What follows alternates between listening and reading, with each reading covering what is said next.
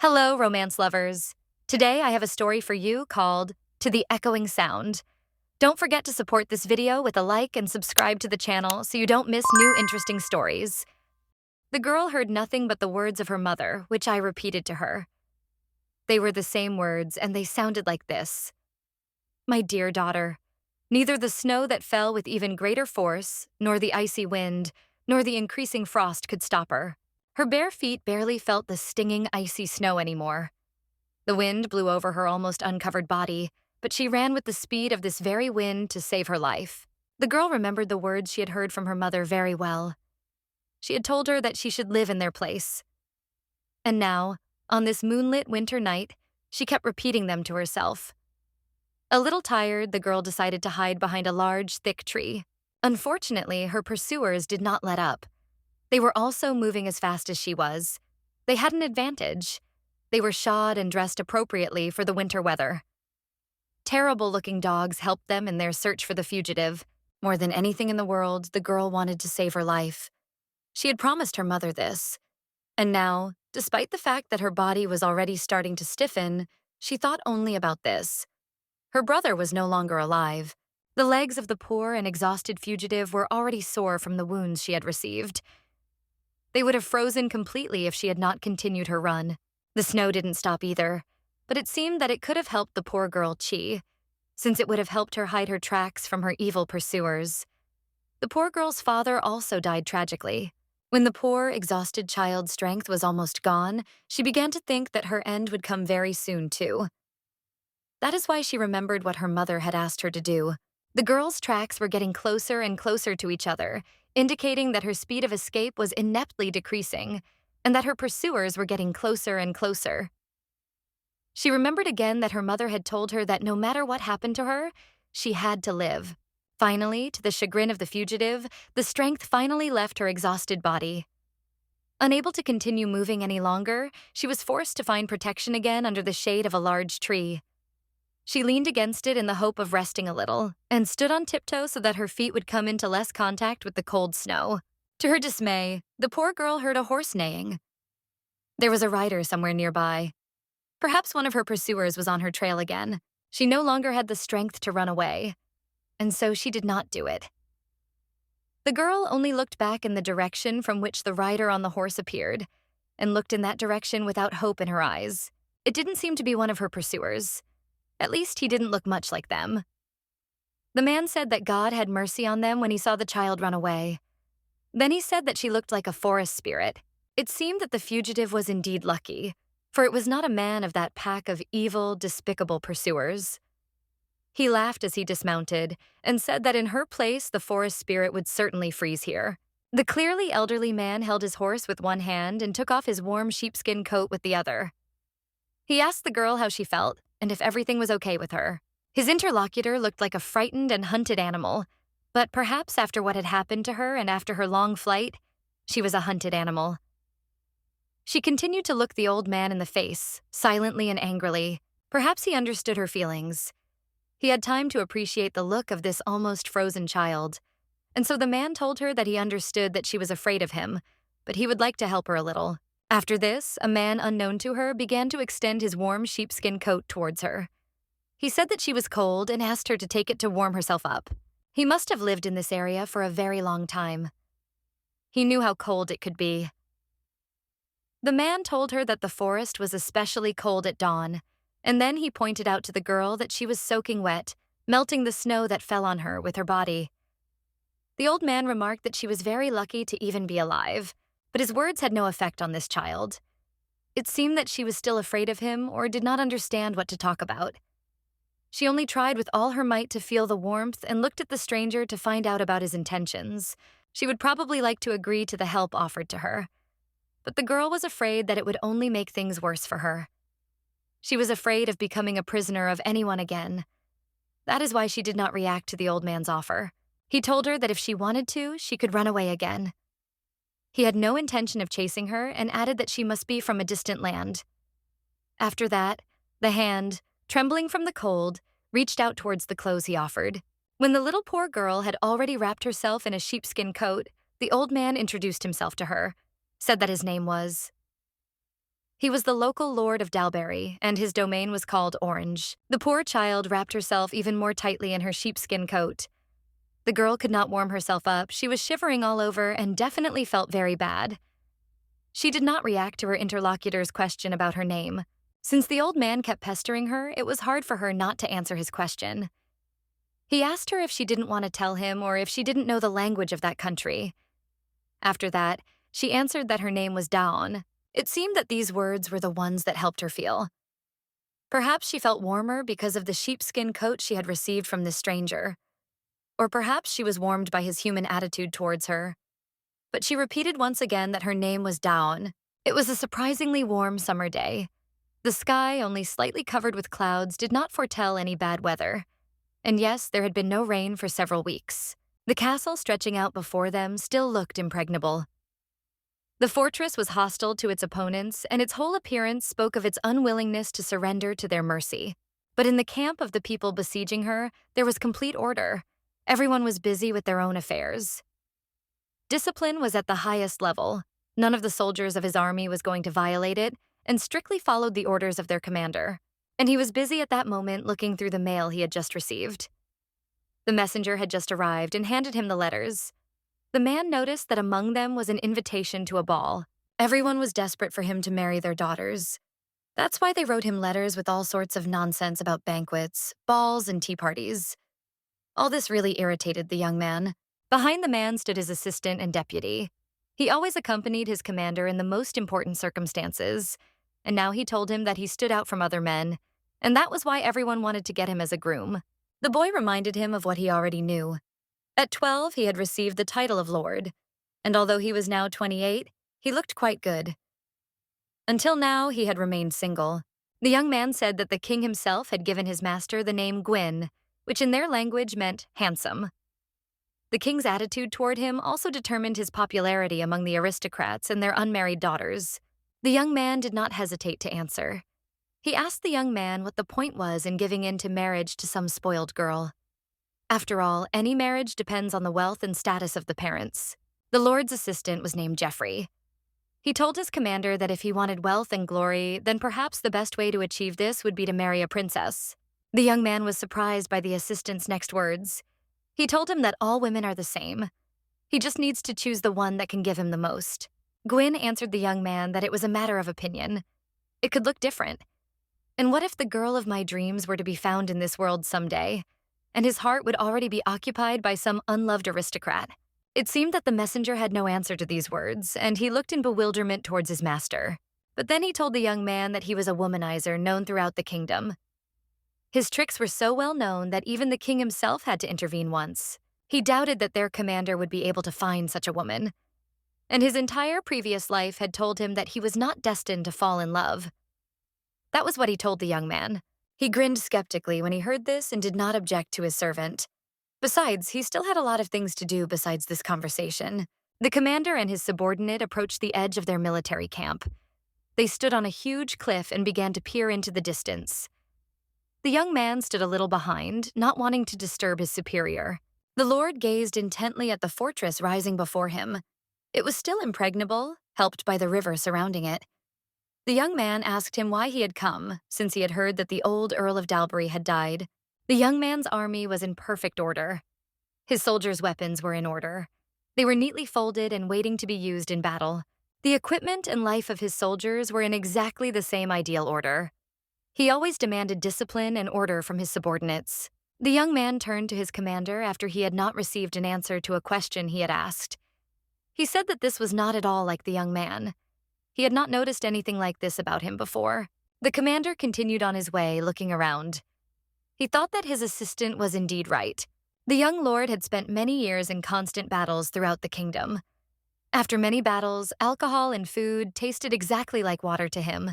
He had fought in many battles, and for him, powerful aristocrats were like hyenas. They rushed to war against those who were weaker than them, but this seemed to satisfy their king quite well, for he did nothing. This suited him well because the ruler of the kingdom wanted his feudal lords to become weak and exhausted. His plan was to make them as weak as possible, for the fact was that the aristocrats had recently become so strong that they threatened his royal power. But by leaving the aristocrats alone and not interrupting their battles, The king's presence in the country became increasingly ephemeral. That was why the king finally decided to suppress the power of the aristocrats. As a result of his actions, the entire kingdom was now under tension. Everything looked different near the castle that lay before them. The land of the recently deceased Earl of Dalbury remained peaceful, as if time had stood still there. The local castle was not built very well, and there were very few soldiers in it. But despite this, they gave a real rebuff to the people who came to conquer them, and a lot of blood has already been spilled on both opposing sides. The locals fought side by side to stop the enemy who had come. Nothing could break them in their desire to fight and protect their land. The aide told his commander that in any case, the fighting power of this castle lying before them was minimal, and it was only a matter of time before they were crushed. But if this small castle did not fall, then word would spread that the XR army was worthless. That was the name of the young man sitting before him. His name was XR, and he commanded the army of His Royal Majesty. The young man continued to acquaint his master with the current situation surrounding the blockade of this castle that would not surrender. He noted that the situation was quite good, so there should be no problems. The young commander had already, despite his young age, quite a few military campaigns and victories to his credit. He seemed not at all disturbed by the messenger's words. With his whole appearance, he seemed to be asking him what could be so special about this castle. After thinking for a moment, the commander said that there was nothing good in what the young man had told him, since the enemy's fighting spirit remained just as high. He went on to say that he had learned that the dead lord was a good man, but despite this, he thought that no one would lay down their life in vain for a dead man. Something distracted his assistant. He waved his hand at someone and ordered him to bring something. They brought him an arrow shot from a bow with a note tied to it. The young man informed his commander that they had received an answer. The young commander began to examine the note he had received. He continued his conversation and told his assistant that he had asked to tell the besieged that they would cut everyone down if the gates were not opened to them. Now he was interested in what the answer of their opponents in the besieged fortress had been. The man noted that the note was written in beautiful handwriting. It said that the gates of the fortress would be opened only to the ruler. He reread the note again and thought that it was written in beautiful feminine handwriting. So they weren't going to give up. The Lord Commander thought of the woman who had written a response to his threats to kill all who dared to resist his army. He had always believed that this war was just a game for him. He had hidden his true intentions from the royal family and the aristocrats. That was what he was thinking as he held the note and the arrow that sent it. The young man thought that the lord who ruled this area was just very unlucky that he was in his way. I wonder why they decided to open the gates only to the ruler. The commander was even more interested in the woman who wrote this answer. When the blade was already at her throat, she still wrote it to him, not intending to lay down her arms in front of his army, which was clearly stronger and more numerous. He clutched the note in his hand and thought that he had met countless women in his life up until this point. But this was the first time he had come across one like this. The man was very interested in who this woman could be. She was not like any of the women he had met before. This intrigued the young commander very much. He absolutely had to see this woman. He was ready to do a lot for this. The one he was thinking about was not far from him at that moment. She was standing on the castle wall and looking towards the camp, which was located not far from the castle. The commander turned to his deputy again and asked him what the envoy had said in his last letter. He replied that all preparations for the siege had already been completed and that it could definitely begin. The young men looked again intently towards the besieged fortress, and the eldest of them said that it seemed true that the locals were really going to sit on the defensive. The Lord Commander asked the youth that he seemed to know that the deceased lord of the local castle had 2 sons. He confirmed this. Lord Dalbury, although quite an old man, left behind him 2 heirs. His death was rather unexpected for his sons. Dalbury's eldest son is named Elvin.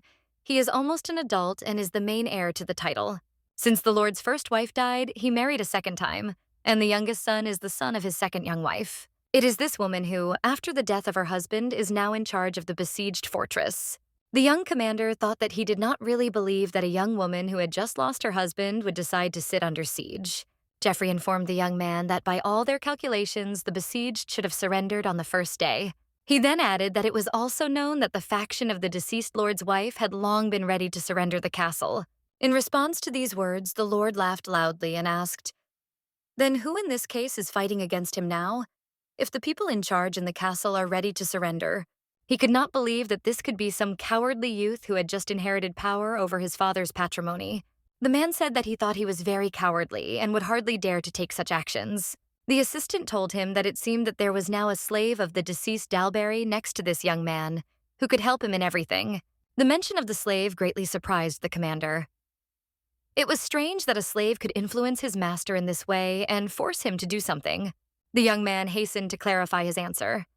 He said that next to the young man was the slave of an old deceased lord. He continued his story and added that a slave cannot be a concubine by law, but apparently she was the deceased count's concubine. He knew little about this woman, only that she had been his slave for many years, and that she was said to be pretty. The Lord, K, commanding, took the note in his hands and began to examine it. He said that, most likely, this woman somehow controls the young heir. It is not difficult for her to do this, because he is still quite a youth. He looked at the note again and added that she was the one who was going against him.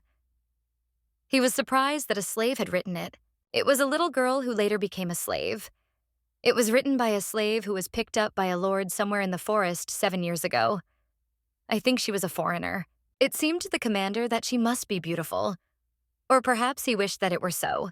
The young man asked his deputy that it seemed that this slave's name was D. Aeon. The young man replied that he knew nothing about it, and besides, he did not remember the names of women.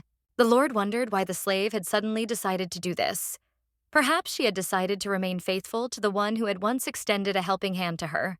And again, the young man could not give a definite answer to this question. He said that it looked very much like the slave had decided to remain faithful to her now deceased master. He told the lord that the girl must be a little over 20 years old now.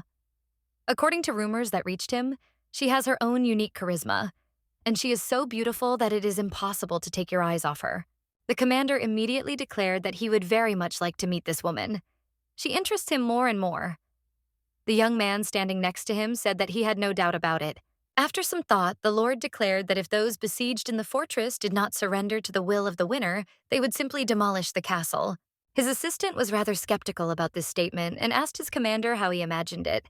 The young man argued his answer by saying that the fortress looked quite impregnable, and they would not be able to do anything with it just like that. It would require quite a lot of time, effort, and soldiers. The surprised commander heard from his assistant that, despite the complete isolation and the impossibility of receiving information from the outside, the convicts only had to hold out for a week. He couldn't believe his ears, and he asked about the fact that it was probably a slave speaking. The young man replied that this was exactly the case. According to her, only a week was needed. Firstly, because it would get cold early this year. Secondly, a third of this territory borders the sea, which also poses a huge danger, and their army will have to retreat. There is a danger to their army due to the threat of possible pirate attacks from the sea. This must always be kept in mind. The young man was impatient for his assistant to continue, and he asked him what the third thing was that he wanted to tell him. The young man replied that this woman had done something else on the day that old Lord Dalbury died.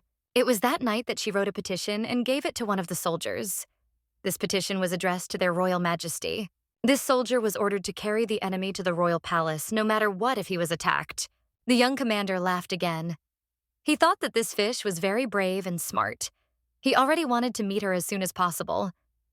His interest in her was growing. It was absolutely necessary to act quickly. If this petition reached the king, he would immediately intervene. He told his deputy that if this happened, he would not be able to see the slave, and asked him how her relationship was with the second wife of the deceased lord. The assistant answered him that this woman was just a simple slave. If it were not for Elvin, she would have been killed on the day of the count's death. The commander began to think out loud. He needed to make some kind of plan. The man said that it would probably be to the second wife's advantage to get rid of the slave if she did not want bloodshed. The young man listened to his master. He was curious about what exactly he had decided to do. And the lord continued and said that in that case he had a gift for his second wife. Exar said that this woman had not left this remote castle for a long time, and therefore had probably forgotten what it was like to go to luxurious balls. He asked his second-in-command to tell her that the Lord Commander had a special gift for her that would help her feel it all again. She also needs to be informed that he and the troops that came with him did not come here as enemies, but for a completely different purpose. This woman, according to their commander, must believe that he wants to protect this land that belonged to her from invasion by other lords. Although the young man knew a lot about his commander, he did not expect something like this from him. Previously, he had not been noticed in any treachery or cunning, but this time he expected to do something similar. The young man continued to outline his plan. He said that the Countess must be informed that when her husband was still alive, they had made a similar promise to each other about the protection of their possessions. The wily lord then summed it up and ordered that it be conveyed to the ears of this woman that perhaps, instead of them sitting on opposite sides, they should join forces, and it would be better for her to open the gates to their army. The young man, already in high spirits and emboldened, ordered his assistant to inform the Countess that the most handsome man on the entire continent wished to see the beautiful widow Rank. After he asked his deputy if he understood everything, the deputy asked him in bewilderment that he was going to get a slave, and he did not understand what the widow of the deceased lord had to do with it. He did not receive an answer to his question. The commander ordered that the letter be sent to the Countess immediately, and that the gift should be ready by morning. After these words from his master, the young man sighed heavily and said that he would immediately go and carry out all his orders.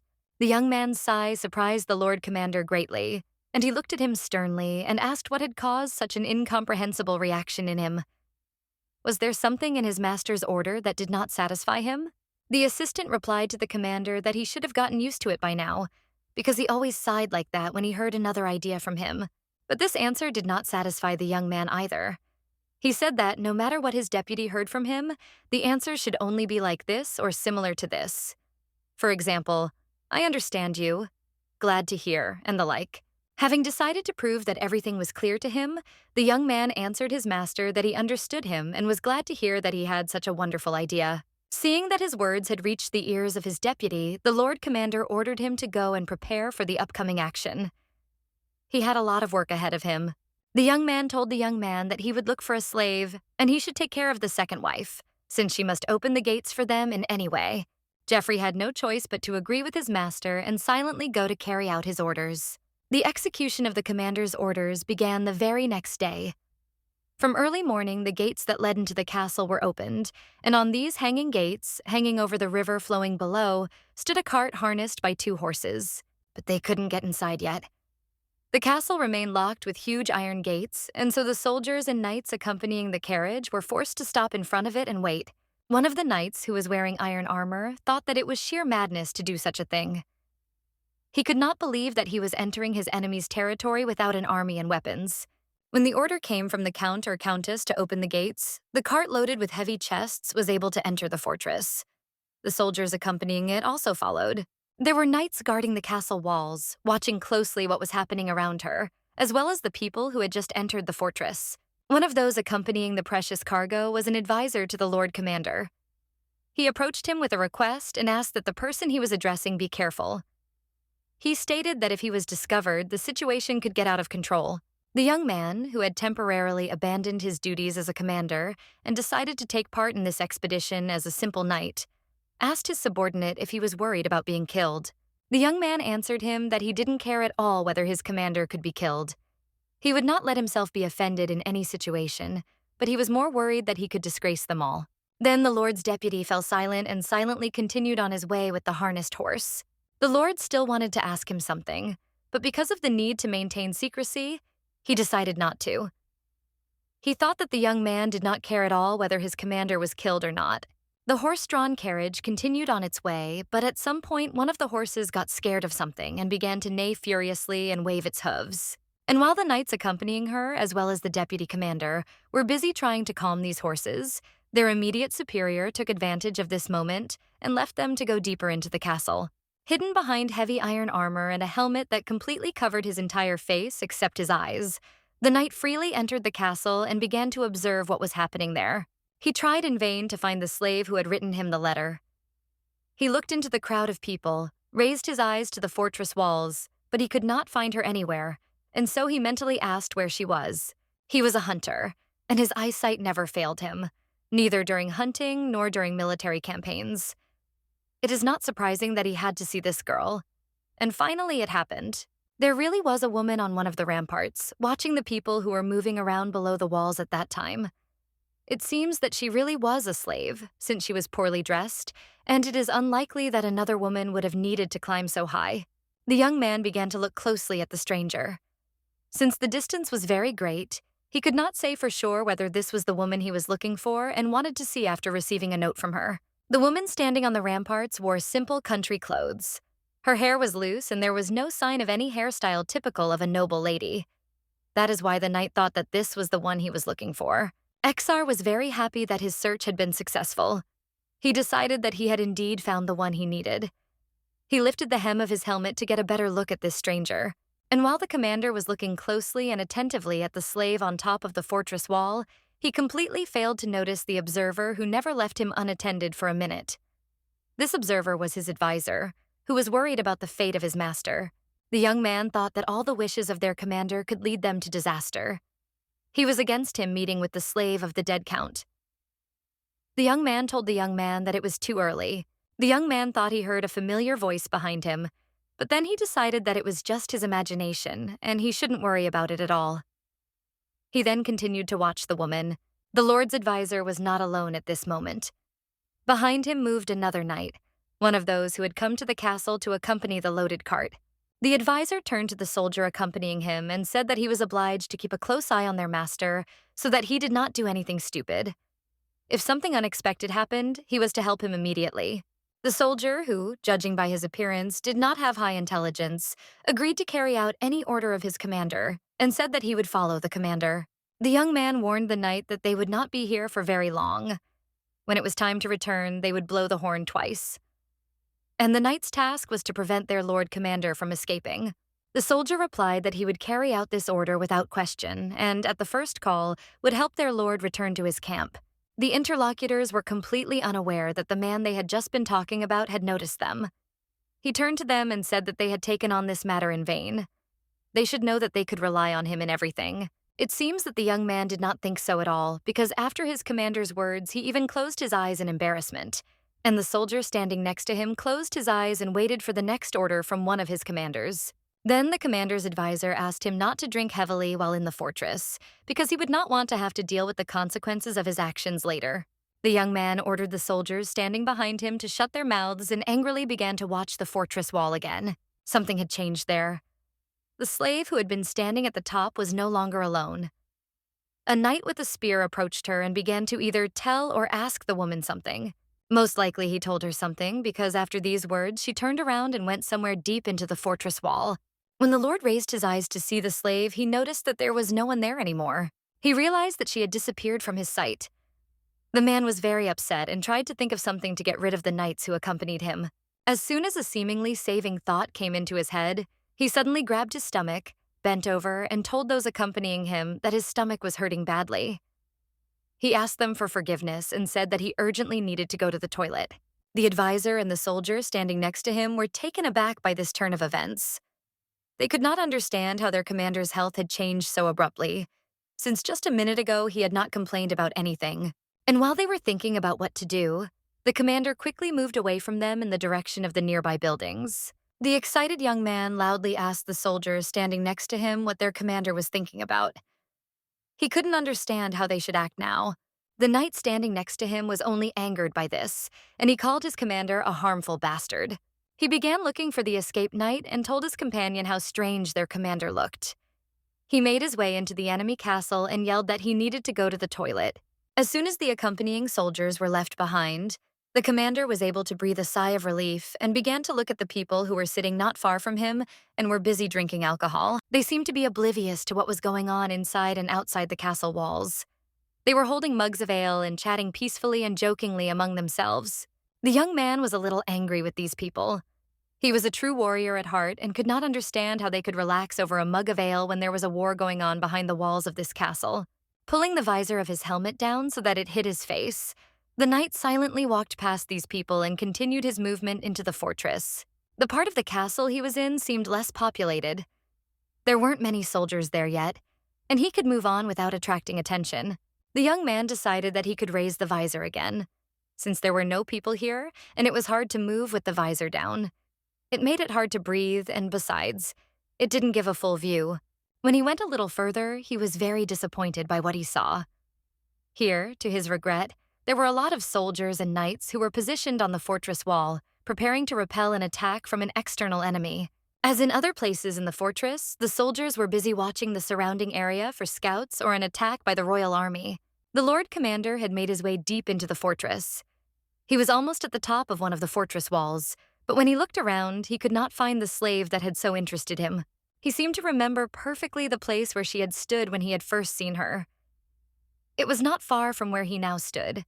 The young man was very upset that he could not find the stranger he was so attracted to. He understood that he might not have another chance to meet her, but he was one of those people who were never used to giving up on anything. If he managed to get inside the castle, he was sure that he would also be able to find the one for whom he had conceived this risky undertaking. The Lord had no other choice but to go down the fortress wall and try to find out something among the crowd of local residents who were at that time going about their business. The young man decided that it would be best if he listened a little to what the inhabitants of the castle were saying, and perhaps from their conversations he would learn something about where he could find a slave girl. Or perhaps he would be lucky and see her with his own eyes. As he passed two men talking, the young man managed to overhear that the beautiful slave was now somewhere near the well. After these words, he immediately headed in the direction of the well, which he had seen earlier on the way to the fortress wall. He needed to get to this place as soon as possible. And at that moment, when it seemed to him that his prey was already very close and he would be able to catch up with the slave, he heard the sound of a horn coming from somewhere far away. As soon as the horn sounded twice, someone called out to him, turning to him and calling him Sir. The Lord immediately turned around to see who dared to distract him from his plan. It was a soldier introduced to him by an advisor who informed his master that it was time to leave. It seemed that nothing could enrage the young man more than the words he heard. He grabbed his head in rage. He then turned and shouted to the knight accompanying him that from now on the knights of his army would obey Geoffrey and not him. But it seemed that this knight was not so easily influenced by a shout. The words of the master did not frighten him at all, and with a smile on his face, he informed the Lord that his advisor only wanted the best for him. The young man had to think of something again. He told his soldier that he was thirsty and threw his helmet into his hands. Confused by this turn of events, the knight grabbed the commander's helmet in his hands and stopped. He told his commander that he was free to do as he wished. He continued his movement towards his goal and began to walk further towards the well, where a beautiful stranger was waiting for him. Exiled thought that he absolutely had to achieve what he had entered the castle for today. He wanted something that seemed completely unattainable to him. Walking heavily in his iron armor and equally heavy soldier's boots, he thought that he needed to find her and check something. When he found himself almost at the well, he was just thinking that he absolutely had to find out who this woman was. He wanted to see with his own eyes the one who dared to oppose his army. And luck smiled upon him, because coming close to the well, he saw a slave girl sitting with her back against the well. She was probably resting after coming down from the fortress wall. The Lord knew for sure that he needed to find a slave, but now, after he found her, he could not even imagine and decide where to start a conversation with this woman. At first, it seemed to him that the woman had dozed off, but then he looked at her again and noticed that her eyes were open, and she looked as if she was deep in thought. The knight began to look closely at the girl, who did not notice the presence of strangers at all. He realized that what other people said about this slave was true, and she was very pretty, but it couldn't last forever. Eventually, the woman turned her head to the side and saw two knights looking in her direction. They also did not take their eyes off her, and for a moment the young people's eyes crossed and they began to look straight at each other. The young man could not take his eyes off the beautiful stranger. She was truly incredibly beautiful and beckoned him with her exquisite face. Despite her simple and shabby clothes, the slave looked like a real lady. He was sure that this was the one he was looking for. The Lord realized that he had found the one she wanted to possess most of all. Although he understood that she was a slave, he felt in his soul that this was only the state she had fallen into by the will of fate. The slave was not going to wait for him to enjoy her sight for long. The girl stood up from her place and began to walk away. The Lord was forced to rush after her. The faster she moved, the more he quickened his steps in order to catch up with her. And in one of the following moments, he managed to do it. He quickly caught up with the fugitive and asked her to stop. She fulfilled his request. The woman was surprised by the knight's request, but she was curious to know what he wanted from her.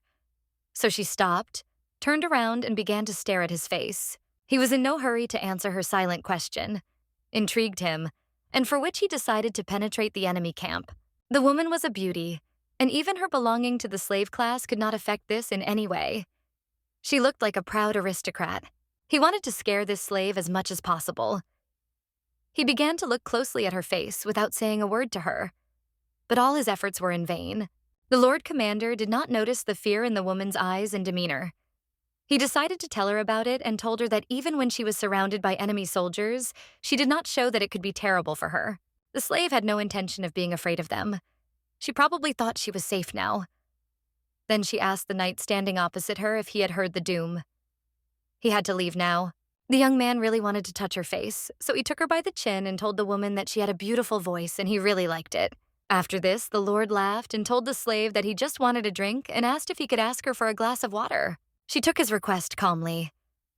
It seemed that during her life, she had become accustomed to being constantly given such orders.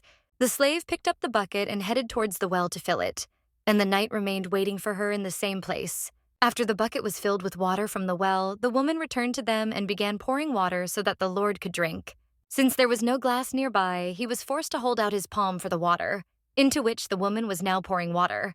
She did it rather carelessly and did not notice at all how he grabbed her wrist with his hand with a sharp movement. As soon as his hand firmly grabbed her hand, he decided to pull her entire body as close to his as possible. The face of the young and beautiful slave was very close to the face of the Lord Commander, who commanded the army of enemies who had come to take her castle from her. To the woman's chagrin, she could not take a single step back. The bucket of water fell from her hands. She continued to stand helplessly, caught in the sudden action of her opponent. After he managed to firmly grab the beautiful stranger, the commander decided to kiss her, and with his other hand pulled her head to his face. The knight's strong hand held the slave tightly by her thin waist. No matter how much she resisted, she did not have enough strength to push away the man holding her, and their lips remained pressed against each other. At some point, the girl stopped resisting and resigned herself to her fate. Feeling that she had stopped resisting him and was no longer trying to escape from his embrace, the man decided to let her go and stopped kissing her. But she couldn't feel completely free because his strong hands still held her by the forearms, not giving her the opportunity to escape. Nothing could have seemed more inopportune to the Lord Commander at this moment than the interruption of his accompanying knight, who told him that it was time to return.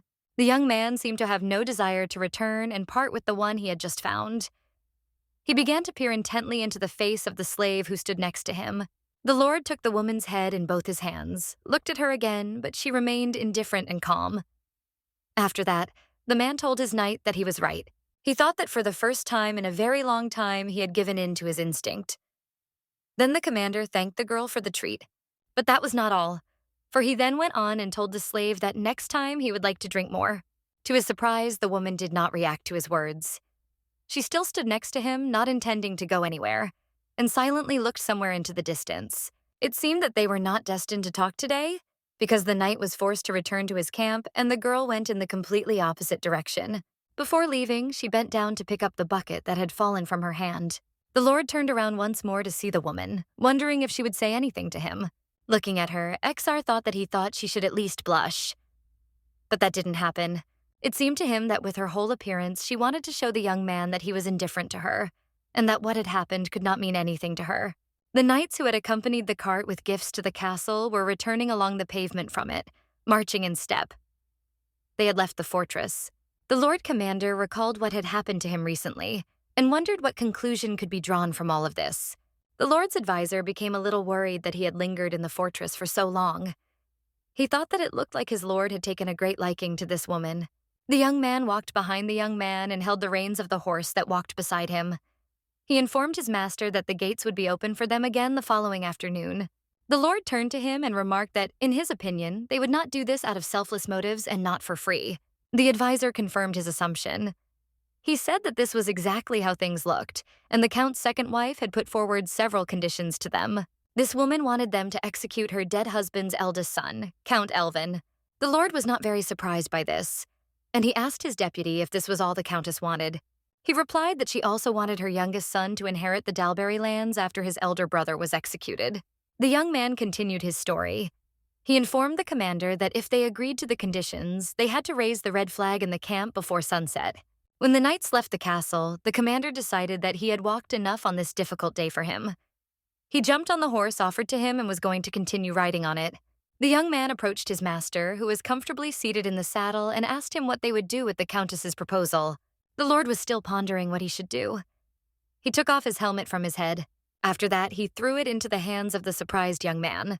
The young man smiled at his advisor and said that the matter was already decided, and tomorrow they would dine at the castle.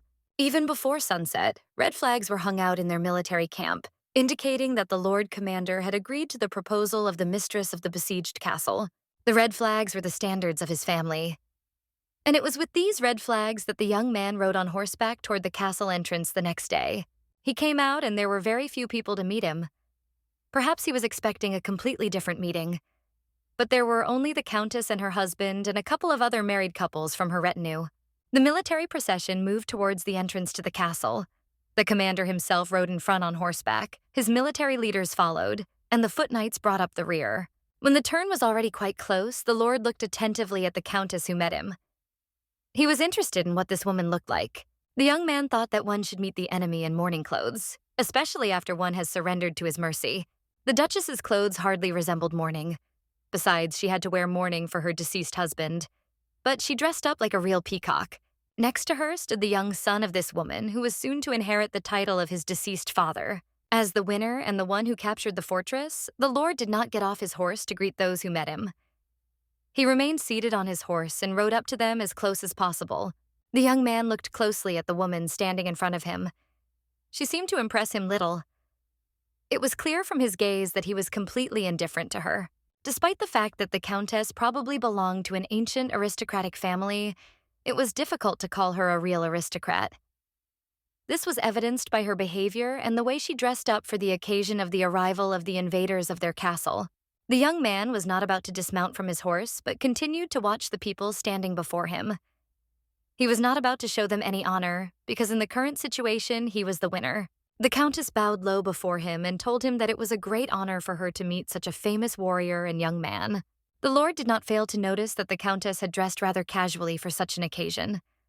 One could even say that her appearance was provocative. Looking down on these people from the top of his horse, the commander wondered why this woman had surrendered so easily to his mercy.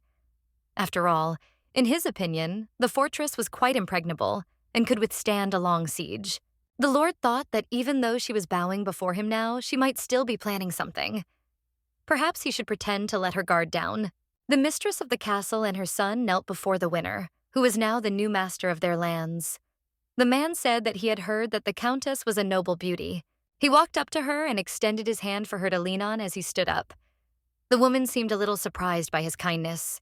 When they were opposite each other, the man was able to get a good look at the woman in front of him and told her that it was indeed so. And now he could see with his own eyes that the woman was very beautiful. During the conversation, he did not let go of her hand or his and continued to squeeze it lightly. The duchess seemed very pleased with the effect she had produced on their guest today. She brightened up and raised her head proudly. The Lord Commander was equally pleased with himself. His sly flattery had worked on this woman exactly as he had intended. The Countess had completely lost her vigilance. She believed that her beauty had won over their victors. The woman invited their guest to enter the banquet hall. The man followed her, leaning slightly on the woman's offered hand. He wanted to get rid of this annoying mistress as soon as possible. It seems that the capture of the Countess's castle by the royal army did not have much effect on their hospitality. The banquet hall was laid with lavish feasts. The Lord Commander and his hospitable hostess sat at the most important table. The host did not skimp on wine or snacks. The tables were literally bursting with a variety of dishes. At other tables sat the knights from the Lord's army who had come with him, as well as representatives of the local aristocracy. Not far from them sat the simple knights from his army. On the occasion of the visit of the Lord Commander and his knights, musicians were also invited to the banquet hall, who were now entertaining the guests present there. The mistress of the castle did not take her eyes off the knight present next to her. She kept looking in his direction and was clearly pleased with the effect she had on the commander. The young man looked at everything rather philosophically. He actively leaned on the wine offered to him and watched what was happening at the banquet. It seemed to him that it was really boring here. Besides, he was worried about many things. He couldn't understand how, after this woman's husband had just died, she had the courage to open the gates to the enemy army. It seemed he was not wrong about that. Although she was quite attractive, she clearly lacked brains. The Lord thought she was at least somewhat capable of using her head, but it seemed she was not. The woman kept trying to address the Lord sitting next to her, but he was not interested in it at all. There was something to think about, and in the end, the Countess began to irritate him. When the musicians began their new song, the people present at this unusual banquet also began to sing along with them. The song was loudly heard under the vaults of the Count's castle. The Lord listened to the song. It contained words about the beautiful goddess of spring. He had never heard anything like it before. The musician continued to perform his song. It said that the beautiful goddess of spring carries in her hands the white mantle of the king of winter. In the kingdom of winter, it is impossible to sleep in the dim kingdom of winter. After he heard these lines from the song, the young man suddenly raised his hand up and ordered the musicians to stop playing and singing. After his order was carried out, the young man decided to ask the musicians for an explanation about the song they were performing. He asked sternly what the meaning of this piece was. He added that perhaps they decided to perform this song to make fun of him. After this, the man turned to the countess sitting next to him and told her that it seemed that her guest of the day was not at all welcome, since otherwise they would not have dared to insult him so. Since the mistress of the castle was apparently a bit dumb, she still couldn't figure out what had happened. The only thing she could do was tell the Lord that there had been some misunderstanding. The Lord asked her if this was a simple misunderstanding. Then why did they decide to perform this particular song during his visit to the castle? The countess was terribly frightened that the young man might not like something. She felt that her fate depended on the results of today's banquet. She began to search for a question to answer in her head. The musicians also wanted to make amends. They bowed before the knight and said they had no intention of offending anyone. They sang a song about the goddess of spring who had defeated the king of winter, but the irritated and upset lord was hard to please. He was little satisfied with the musician's answer. He also noticed that the taste of the alcohol at the banquet was spoiled. Apparently, the commander's words were some kind of secret sign.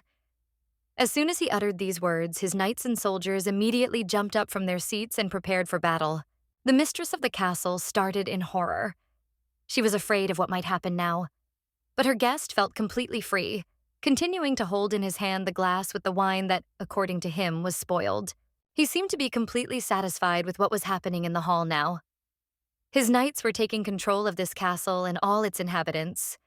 This was exactly what he had planned even before his visit to the fortress. The local vassals who had been invited to the banquet remained seated and looked at everything that was happening with bewilderment. They thought that they had been lured into a trap. The Lord Commander turned to his neighbor, still holding his glass of wine, and told her that he had learned that there was a beautiful slave in this castle. He said that he had heard rumors that this goddess was as beautiful as the goddess of spring herself. The commander, comfortably seated in the count's chair, told the countess that he would very much like to see this woman, about whose beauty he had heard so much. It is not known why, but this greatly upset the mistress of the castle. She began to tremble nervously, pressing her hand to her lips.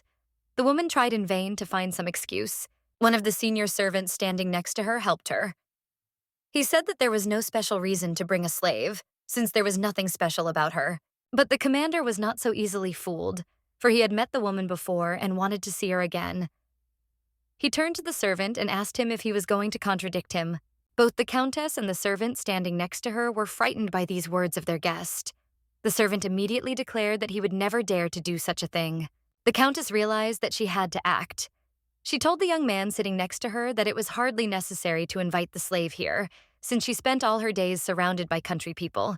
A nervous smile appeared on the woman's face. She asked the Lord why he was so interested in her. She wondered why he needed this woman. It seemed that it was her last words that interested the young man, and he asked why she called the slave a woman. The countess became very agitated and began to tremble. She immediately decided to correct herself and said that it was a slave girl. The woman began to tell her guest that this slave spent every night in her husband's room. And after her husband died, every night the girl stays in the room of her stepson Alvin. She then added that this was, of course, not surprising, because even when her husband was still alive, she had secretly met with his son. Looking at her interlocutor's reaction, the countess continued to talk to him about it. She said that the slave and the son of the dead count were probably not playing tag at night. The young man did not react to the woman's words in any way. He only took a few more sips of wine from his glass. The evil and stupid countess continued her story. She stated that the slave, of course, was only interested in rich men. Everything, in her opinion, pointed to this. As the Lord continued to listen and made no reply, the woman, encouraged by this silence, declared that the girl was, in general, very dissolute, and that the young man had better not have anything to do with her. Then the countess said that in her opinion the slave was not so beautiful either. Only someone with poor eyesight could say that. It seems she wanted to discredit this girl as much as possible. She said that everyone was interested in her only because she was not from these parts and was a foreigner. After the mistress of the castle had had her fill of words, she decided to look at her interlocutor with fear in her eyes. She was interested to see his reaction to her words about the young slave. As it turned out, her words did not produce the desired effect on the young man. He continued to sit thoughtfully in his chair, and from his appearance it seemed as if he was waiting for his order to be carried out. Although this upset the woman, she was forced to submit to her guest. She stated that she understood everything and promised to introduce him to the slave. It seemed that time passed unnoticed during the feast in the banquet hall. With wine and conversations, the guests did not notice how evening had come, and the servants lit candles to illuminate the room. After some time, the commander's order was carried out, and a slave girl who had been called to the banquet entered the hall in dirty clothes and equally dirty from pig manure. Following the girl into the room, the smell of pig manure emanating from her appeared. Those sitting at the table were forced to cover their noses and asked each other in bewilderment what this smell was. In the opinion of these people, unaccustomed to the smell of pig manure, it was terrible, which they did not fail to notice to each other. But the young man seemed to be amused by all this. As soon as his order was carried out, he became considerably more cheerful, and his interest in today's banquet returned. The lord glanced at the countess sitting next to him and noticed that she began to tremble a little. He thought that she was jealous of the girl. The lord began to think and thought that this was probably why the slave was exiled and thrown into the pigsty by her mistress. The young man was haunted by thoughts of this girl. He tried to remember the name of the slave, and when he did, it seemed to him that her name was Daon. He looked at the girl who had ascended and thought that for a slave, she looked very dignified. Usually it was very shameful for a person to appear in public like that, but not for her. She walked into the banquet hall looking as if she didn't care what people thought of her or her clothes. The commander noted that the girl was looking around with a very proud look. He watched her closely. The slave's behavior amazed the young man. He was even more amazed by her beauty, which revealed itself to him even more after their first meeting. Exar continued to look at the slave who had entered. He wanted to know what he had to do to win the heart of this girl. As the man thought about the slave who had entered, a smile appeared on his lips, something that had not been there during the entire previous banquet. He believed that the girl who entered, despite the fact that she was unkempt in dirty and smelly clothes, was truly beautiful and deserved a better fate. The countess noticed a change in the young man's mood. She was very offended and upset. She began to look at her guest with anger in her eyes. The behavior of their commander caused murmuring and bewilderment among the knights present at the banquet. They could not understand why he needed to call a slave girl who smelled of pig manure to the banquet. And only one person among those present at the banquet, besides the lord himself, understood why this had happened. That person was his advisor, who tried not to pay any attention to it. But still the young man's thoughts were occupied with the slave.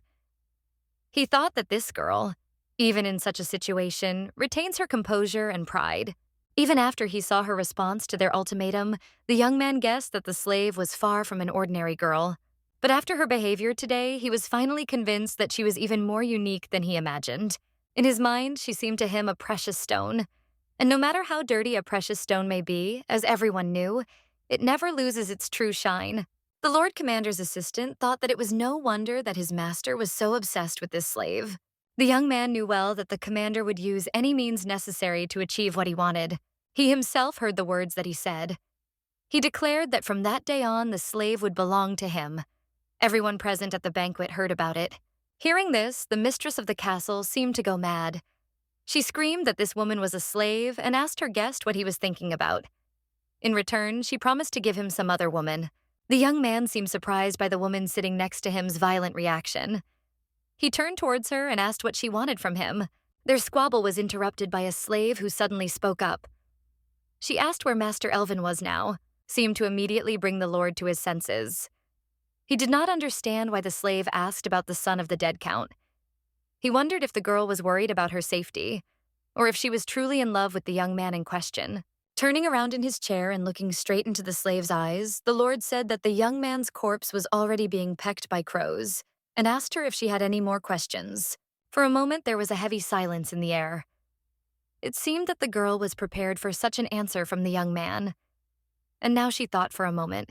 But whoever thought that the girl would shut up at this point was mistaken, because a rather unexpected question escaped her lips to the knight who had managed to capture their castle. Her question literally angered the countess. The girl asked if the commander was going to do the same with his second wife and her son. It was after these words that the Countess jumped up from her seat. The woman screamed that something had to be done with this disobedient slave, and she asked her if she understood what she was talking about. But the reaction of the young man sitting not far from her was completely different. As if nothing had happened, he laughed after the girl's words and the Countess's scream. Hearing his laughter, the woman turned towards him and asked in bewilderment what he thought about it. But he didn't even think of answering her, but turned to the girl with a question, asking why she decided that he would kill the Countess and her son. The slave replied that the man sitting before her had come here as an enemy with a weapon. He wanted to seize the land of Orang and take control of it. She also thinks that he will hardly be able to rule himself, and therefore he will need to appoint someone else. A second wife will hardly be devoted to him. That is why he did not intend to leave this territory to her. The young man's eyes showed interest in what he had heard. He listened attentively to the slave standing before him and seemed ready to agree with her. But the Countess had completely opposite feelings. Hearing and seeing everything that was happening around her, she suddenly became very scared and prepared for the worst. The slave continued and said that in her opinion, he who betrayed once would betray again. She said that she doubted very much that the commander would put someone who killed his own son, even if not his own, on the throne. The Countess was on the verge of a nervous breakdown. She jumped up from her seat and screamed that it was not she who killed Elvin. Her guest today did not pay attention to the scream of the Countess. All his attention was absorbed by the slave. He told her that she was absolutely right. Hearing this, the frightened woman jumped up from her seat, trying to say something to the Lord Commander. She was afraid that she would suffer the same fate as her stepson. The woman's fears were confirmed, as the young man confirmed the words of his interlocutor that he would not entrust the territory to someone he could not trust, and he immediately ordered his knights to come to him. They had been ready to do this before. They had been waiting ever since their commander had given them the secret sign. The soldiers burst into the hall with their weapons clanking. The young man ordered the knights to seize the old woman and her son. The Countess heard the Lord's order with horror on her face. Then he ordered the same thing to be done to the rest of the aristocracy, who after these words tried to jump up from their seats. The next order was to execute the captured people. The knights began to carry out the order of their commander without question. The execution was quite quick, since there were many more knights than the people they executed. Near the slave's feet was someone's hand, splattered with blood. When the bloody deed was finished, the knights stopped and began to look at the slave standing in the middle of the banquet hall. The blood of the people they had killed was running down their hands and clothes, but the girl seemed unimpressed. She continued to stand calmly, and her face showed absolutely no emotion about what had happened. The Lord took a few more sips of wine from his glass, continuing to watch the slave. He thought about how she hadn't even blinked an eye during all this time. His advisor approached his master and said that they had finished everything. In his hands, he held a scroll on which their commander had to put his signature. It was a message to the king that the castle had been captured, but the young man refused his assistance offer. He refused to do it and said that he would do it tomorrow. It seems that the young man could not understand the motives of his master's actions and tried to get an explanation from him. The man smiled and confirmed that he would do it tomorrow, but today he had completely different things to do. Today he had an interesting night ahead of him. As he spoke these words, he did not take his eyes off the girl standing in front of him. She was still completely unperturbed by the corpses and blood of the people killed by the knights that surrounded her. When all this was finished, it was already a moonlit night. The moonlight penetrated through the barred window into the Count's castle. Inside one of the rooms of the palace, water was heated in large iron pots located on slabs. This water was intended for a young slave. Late that night, she sat in a large wooden tub filled with warm water and took a bath. After the washing was finished, she was dressed in a beautiful formal dress, which probably had previously belonged to the murdered Countess. Still silent and emotionless, the girl carried out all the orders of the Lord Commander. She obediently agreed to take a bath and put on a festive outfit. 2 maids helped the girl get ready. They were unhappy that they had to look after some slave. One of them kept expressing her displeasure. She called the girl a damn villain. The woman could not calm down. She called the slave names and said that she had killed their mistress with her words in the banquet hall. While the girl was sitting in the chair waiting for her hair to be done, this maid said that because of her, the very young master had also suffered. Because of her, they had not spared even a small child. Standing next to the slave, she called her a terrible woman and added that there was no forgiveness for her. She considered all men blind who did not notice how monstrous this slave was. But for some reason, they were all drawn to her. When the woman took the comb in her hands, she tried to hurt the girl sitting in front of her as much as possible. She pulled her hair with all her might, but she didn't even think about reacting to it, silently enduring all the abuse. The slave silently experienced what had happened to her and her masters. She did not even think of answering this evil woman because she believed that all her excuses would be meaningless. Deciding that she still had not reacted to her words and actions, the woman continued and said that if their poor master Elvin had surrendered earlier, he would not have been killed. The poor girl had no chance to answer in her defense. She listened obediently to the story that everything that had happened was because it was she who had made their master change his mind. In the end, the woman asked her how she would make amends and sleep at night after this. The slave was accused of killing many people because of her, and it was because of her that the family came to an end. The entire family perished because of her thoughtless actions. But the girl was thinking about something completely different. She was interested in the question of who was the man she had met earlier on Palace Square and who had called her to the banquet hall today. Had the famous Exar Malhut really invaded them? The slave wondered if this man had intended from the very beginning to exterminate the family of her masters, Dalbury. The girl was again torn away from these thoughts by an angry woman who began to shout at her that she was also a human being. And was she really going to remain silent all the time and not respond to her words? To make things even more painful for the poor slave, the woman decided to painfully prick her in the head with a hairpin that she had taken into her hands to do her hair. The woman standing next to her was frightened and angry with the maid. She told her to stop. They had to think about what would happen to them if the slave told about everything. The girl did not react at all to the conversations of the two maids. She did not care at all what they were talking about. The one who hurt her said that she would not tell anyone anything because she always keeps everything to herself. When all the preparations of the young girl for the meeting with the commander were completed, it was already deep night, and the moon began to rise over the mountain peaks. A soldier from the Lord's army came for the girl and ordered her to follow him, which she was forced to do. When they passed near one of the windows, the girl decided to go up to it and look into the courtyard of the Count's castle. She would have liked to see the body of her murdered young master there, but the knight who accompanied her did not allow her to do so. He ordered her to follow him, and she obediently followed his order. Then they came to the door that led to the Lord Commander's room. While the soldier decided to knock on the door and ask permission to enter, the girl turned in the opposite direction to the door. She did not want to be torn to pieces by this monster who had killed her master, as well as the Count's second wife and little son. The girl thought about how to avoid her fate.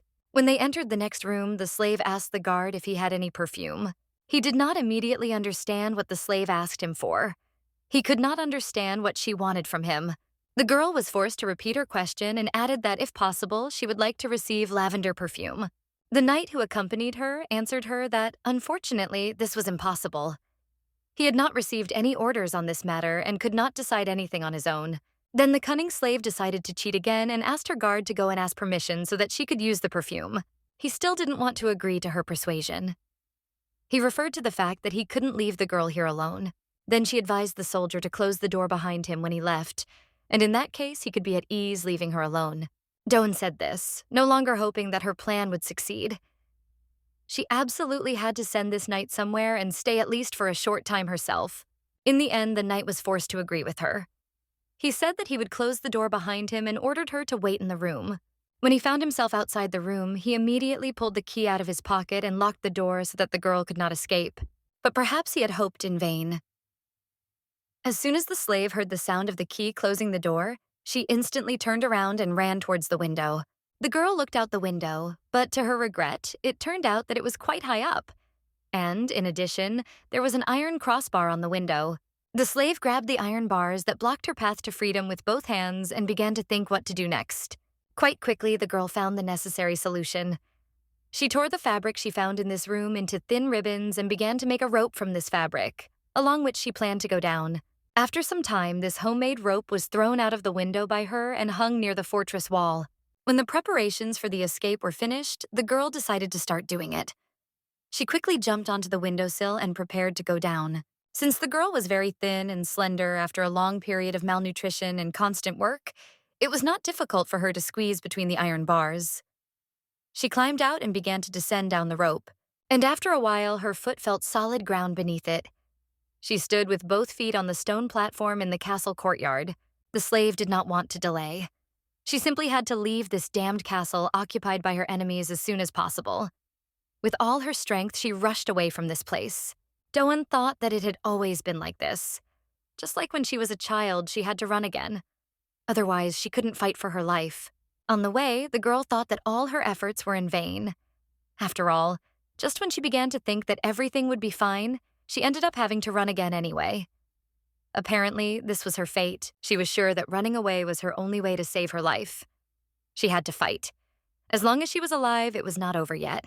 For a moment, the girl was forced to stop because she noticed two drunk revelers who were walking from a party and loudly shouting obscene songs. In order for them not to notice her, the slave hid behind the trunk of a tree growing nearby and began to wait until they left. She couldn't help but think that sometimes it might seem easier to die, but she had a reason to live. Since she had spent more than 7 years in the castle as a slave, she knew the castle as if it were her own home. She knew all its nooks and crannies, and so she did not have to look for a long time for a passage through which she could hide outside the fortress.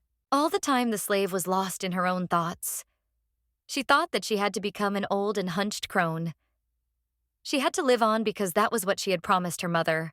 The further the Duchess went, the higher the moon rose, illuminating the walls of the impregnable castle. She needed to leave its confines as soon as possible. Doan looked back once more after leaving the castle. She felt as if she was saying goodbye to some part of her past life. But then, realizing that she absolutely could not waste precious time, the girl turned around and quickly ran to the side, moving away from the fortress.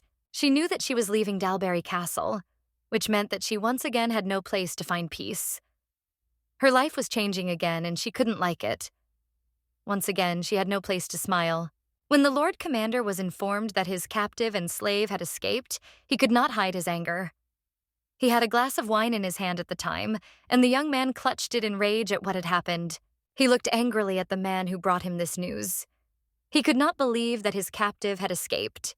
The guard accompanying the slave explained to him that he had only left the girl alone in the room for a short time, and she had managed to take advantage of this and escape from the castle. The Lord grabbed his head and began to think what to do. He ordered that everyone immediately start searching for the escaped slave. The knights of his army were raised on alert and immediately rushed to carry out the orders of their commander. The young man could not restrain himself because of the anger that was overwhelming him. He shouted loudly for them to do something. The soldiers had to search every corner of this fortress. After that, no one was left near the Lord. All his knights and soldiers rushed to search for the missing woman. No one wanted to be the object of their lord's wrath. After a hearty lunch and dinner, the commander had a headache. He was also very upset by the escape of his prey. He told his advisor that it must be found no matter what. The young man standing next to the Lord told him that perhaps it was for the best that the slave had escaped, for in his opinion, such a woman was very difficult to handle. He advised his master to forget about her. His words surprised the young man, and he asked the youth if he was trying to order him around. The advisor tried to explain everything to his commander. He said that the slave was too smart. It was very dangerous to keep such a person around because who knows when she might decide to betray him. He added that she had probably already fled far away. Most likely, this happened because she realized that she would not be able to control the young commander. The youth looked at the young man and told him that he clearly did not look like the old count or his young son, who were ruled by this slave. Despite all the persuasion of his assistant, the Lord decided not to back down from his own, and ordered that the slave be found and delivered to him. The commander took the bottle in his hand, intending to pour wine from it. He added to his advisor that he was not going to repeat his orders anymore. And while the Lord was pouring himself some wine, the young man completely agreed with him and said that he would immediately begin searching for the girl. This was enough for the young man. He nodded with satisfaction and took another sip of local wine. When he had satisfied his thirst, he repeated once more that they must return the escaped slave to him. He demanded that it be done immediately and again squeezed the glass, still in his hand, hard. The glass of the goblet could not withstand the powerful impact and cracked in the Lord's hand. Blood flowed down his fingers from the cut made by the glass. The shards of the broken glass flew to the floor and scattered with a ringing sound across its surface. The Lord Commander listened to the report of his subordinates who had returned from searching for the escaped girl. Next to him stood his assistant, who had just brought these maids. The young man couldn't believe his ears. How could this even happen? This slave had lived here for the last 7 years, and none of them knew anything about her. The frightened servant and maids bowed deeply before their master and were afraid that he would punish them. They really knew nothing about the girl, because she had kept silent all the time. Exar, in a rage, slammed his fist on the armrest of the chair and shouted loudly to the servants, asking where the escaped slave could have gone. The servants asked their master for forgiveness, but could not give him any definite answer. This pleased the young man standing next to his master, who clearly did not like the runaway girl.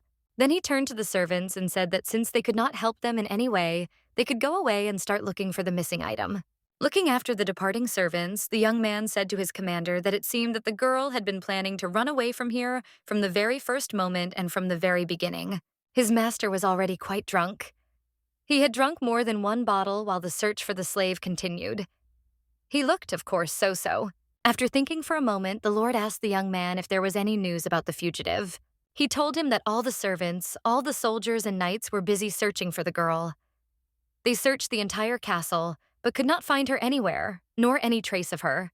Hearing these words, to the surprise of the young man, his master began to slowly rise from his chair, slightly shifting from side to side. In vain, the young man called his master, urging him to stay where he was and await the results of the search. The master's chair remained empty. At this time, the Lord Commander himself was moving with slow, awkward steps towards the exit of the banquet hall. The full moon shone alone in the sky, strewn with bright stars. It seemed that it had decided to light the path for the fleeing slave so that she could see the road better. But the moon was not the only one to help the girl who decided to escape from the castle. The fortress was already far behind, but the search for the girl continued. The knights were ordered to leave the castle and continue searching for the girl in the surrounding area. With lit torches in their hands, they moved further and further from the fortress, trying to find the slave. Those of higher status and title did so on horseback, while the rest moved on foot. And in front of them all, on his horse, sat their Lord Commander, who, seeing the fruitless attempts to find the escaped girl, decided to take part in the search himself. He had not yet had time to sober up after drinking a huge amount of wine, and now the traces of long drunkenness were visible on his exhausted face. The searchers for the girl were not limited to knights and torches in their hands. The commander also ordered that vicious dogs be used in the search. Absolutely all the knights and soldiers who were in the castle at that time were busy searching for the slave who had escaped. They were raised on alarm, went outside the fortress, and were now searching for the missing girl with torches in their hands. The Lord Commander could not calm down. He thundered and ordered his men to find the missing slave at any cost. He promised that whoever found her would definitely receive a reward from him. His master's excitement was not transmitted to his assistant. He looked at his master in bewilderment and could not understand why he needed all this effort. It could have been directed in a completely different direction. The young man thought that she was truly a femme fatale if she could hide from the king's specially trained soldiers. By order of his commander, entire detachments of trained soldiers cannot find her. The Lord was very determined. He, who had never been defeated in any battle he had taken part in, could not lose in this game with the cunning girl. He wondered why all his soldiers couldn't find some slave girl. She seemed to be some kind of fiend from hell. He couldn't get over where she had gone, and the girl kept running, because she knew for sure that her only salvation would be to get as far away from the castle and the people who had settled in it today as possible. She had to run to survive. The young man pursuing her gazed at the moonlit sky, trying to find an answer to where his fugitive could have gone. The search for all his people remained fruitless so far. His assistant decided to put an end to this pointless fuss. He turned to the young man, wanting to encourage him with his words to return to the castle. The young man nodded towards the mountains and told his master that it was time to return, as the sun would soon rise. He still couldn't believe it. It felt like the night had just begun. After he'd spent most of it drinking, it didn't seem like much time had passed. Then, for some unknown reason, the Lord laughed. He thought of the woman they were looking for now. It seemed to him that it was not he and his warriors who were pursuing him, but she who was pursuing the commander himself. For a moment, it seemed to him that this girl appeared right before his eyes and looked intently in his direction. It seemed that the young man was beginning to hallucinate. He mentally addressed the slave and told her that he thought she was not the kind of woman who would so easily surrender to the mercy of her conqueror. The Lord would have continued to meditate if he had not been distracted by one of the soldiers in his army. He ran towards him and called him to him. The young man decided to listen to this soldier, and he reported to the satisfaction of their commander that they seemed to have received a signal from the northeast of the forest. Perhaps a girl had appeared there. Although the first rays of the rising sun had already appeared in the east, the moon continued to reign in the night sky. Morning had not yet arrived, but it was already very close. The first rays of the sun rising in the east began to penetrate through the foliage of the trees and bushes to the ground, and the forest became even brighter. One of the soldiers of the young man's army shouted in a loud voice, calling for a stop. His cry could be heard far away in the forest. This soldier urged her to stop, promising that in return they would not harm her in any way. But the girl had no intention of stopping. She slowed down a bit, and then, hearing a shout, turned around to see who had called her. After the night run, the girl looked terrible, but the worst thing was one of her legs, which was badly damaged during her escape. The part of the leg that was visible from under the torn dress was covered with bruises and abrasions. This soldier was very close to the girl. He came close to the slave and raised his hands up to show that he had no evil intentions towards her. He began to look at the slave standing in front of him and asked her not to move. He had been chasing this girl for quite some time. He had seen her fall and hurt her leg, but she still kept running. The soldier couldn't understand why the girl was running away so desperately. What could have prompted her to such a swift and desperate escape? Now that he had managed to catch up with the fugitive, she turned around and looked straight into the face of her pursuer. He didn't know what to do. It seemed that behind him he could already hear the cries of other knights looking for this girl. And indeed, when everyone heard in what part of the forest the escaped slave was found, the forces of all the knights were concentrated in one place, and now they were tirelessly approaching the man and the girl. It seemed to him that there was no room for submission in the slave's gaze. She looked firmly forward and was ready to defend herself from him. But at the same time, there was no anger or hatred in those eyes. There was only a desire to survive at any cost. The dumbfounded young man couldn't take his eyes off the girl standing in front of him. He felt strange. He couldn't shout to his comrades that he had found the girl, and he wondered what he was thinking about. The girl seemed to assume that her adventures would soon come to an end. She no longer had the strength to run away from her pursuers. Sadness appeared in her eyes. The soldier standing nearby also spoke about the impossibility of continuing her escape. He stated that the slave had nowhere else to run. Very soon, the rest of the pursuers appeared behind him. They were gathering around, holding lit torches in their hands. The one who caught up with her said that she was surrounded. Yes, and in such a state she could hardly run away anywhere. The soldier looked at the girl's leg and told her that there was blood on her leg and therefore it needed to be bandaged. He had already come very close to the slave, but she suddenly turned around and continued to run as fast as she could, moving away from the knights surrounding her. Not expecting such a turn of events, the soldier did not immediately rush after her, but then, realizing that he had made a mistake for which he would hardly be patted on the head, he also rushed to run after the girl. The knights on foot and horseback also took part in the pursuit. They were tired during the night and wanted to take revenge on the culprit of their sleepless night in any way. But still, the slave girl remained faster than them.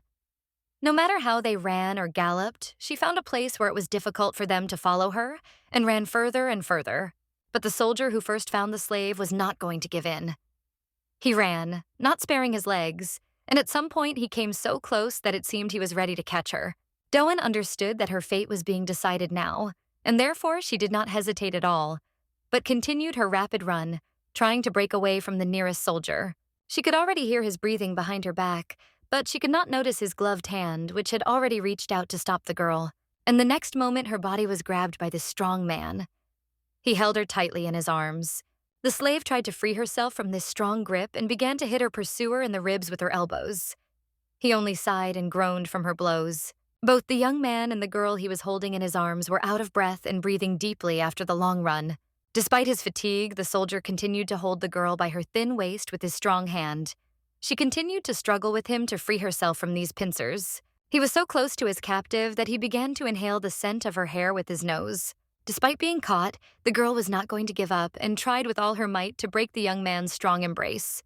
He wondered why this girl was so eager to run away. He couldn't figure out what her motive was for running away. In the end, it turned out that the slave's strength was not infinite. She grew tired of struggling with the man who had grabbed her and weakened her hands. She seemed very upset to him. The man looked closely at his captive, and at some point it seemed to him that she was about to cry. But she turned away from him and said only one word. She said, "I hate you." He held her tightly by the forearm, and the girl asked her to let go and again told him, "I hate you." The soldier did not know what to answer her, because he thought that he was only following the orders of his commander. He could not fulfill the girl's request without violating this order. The girl showed with her whole appearance that she wanted to be free more than anything. For the sake of freedom, she ran away from the castle. She fought for her freedom and life, but after a long run, it was difficult to continue this fight. The girl was tired and injured. Because of this, her legs gave way and she almost fell to the ground. If there hadn't been a soldier nearby, she would have definitely fallen to the ground. But he managed to catch her and was now holding the exhausted girl in his arms. She lost consciousness. The soldier began to examine the face of the girl he was now holding in his arms. She seemed very beautiful to him. The young man did not know what to do now. He felt sorry for his captive. He had a choice, to save her or disobey the order. But soon his thoughts were interrupted by themselves. He heard the sound of a horse approaching from somewhere behind. The soldier decided that he needed to find some shelter. He began to move towards the forest from the clearing where he had managed to catch up with the escaped slave, but he was unable to reach the saving foliage. Before the soldier could take refuge in the shadows of the forest, his commander appeared behind him, leading his horse. Now the captive had no chance of escape. The Lord Commander looked at the soldier and his pleasant burden. There was no joy on the young man's face. Rather, it was a sense of duty fulfilled. The Lord immediately turned to his knight with the order to give him his captive. He immediately carried out his order. The young man began to quickly approach his subordinate, and he handed his captive over to the commander from hand to hand. The young soldier still continued to hold the slave, who had by this time lost consciousness in his arms, and was ready to carry out the orders of his commander. He extended his hand, inviting the soldier to action, and he waited to receive his prey. And in the end, the slave, who suspected nothing, found herself in the hands of the man from whom she tried to escape in vain. Apparently, it was not her destiny to get rid of this man. It seemed that the soldier who had caught up with the girl began to sympathize with her. He looked at his commander with a very strange look, which the latter was unable to interpret correctly. Because of this, the Lord Commander told his warrior not to dare look at him like that. Holding the girl tightly to his chest, the young man told the soldier that he usually cut off the heads of those who did such things. He looked intently at the soldier and asked him if he understood him, promising to spare him execution this time. He remained silent in response, and the commander took his silence as a sign of agreement. The young man did not dare to object to his commander. After this, the Lord carried his captive to his horse, and the soldier remained in his place and continued to reflect on the fate of the poor slave. But besides everything else, he was also worried about his own fate. The fact was that he had failed to carry out the task given to him by the Lord Commander's advisor. When he instructed them before searching for the escaped girl, he ordered them, if they managed to catch the slave, to kill her on the spot. Everyone was given the order to kill this girl. And now, looking after the commander who was leaving with his knives, the soldier thought that it was his commander who had prevented him from carrying out the order he had received. He remembered what the young man had told him. He had told all the knights that this woman was very dangerous for their master. The soldier understood what he meant, because during his pursuit of the slave, he himself had not escaped her influence.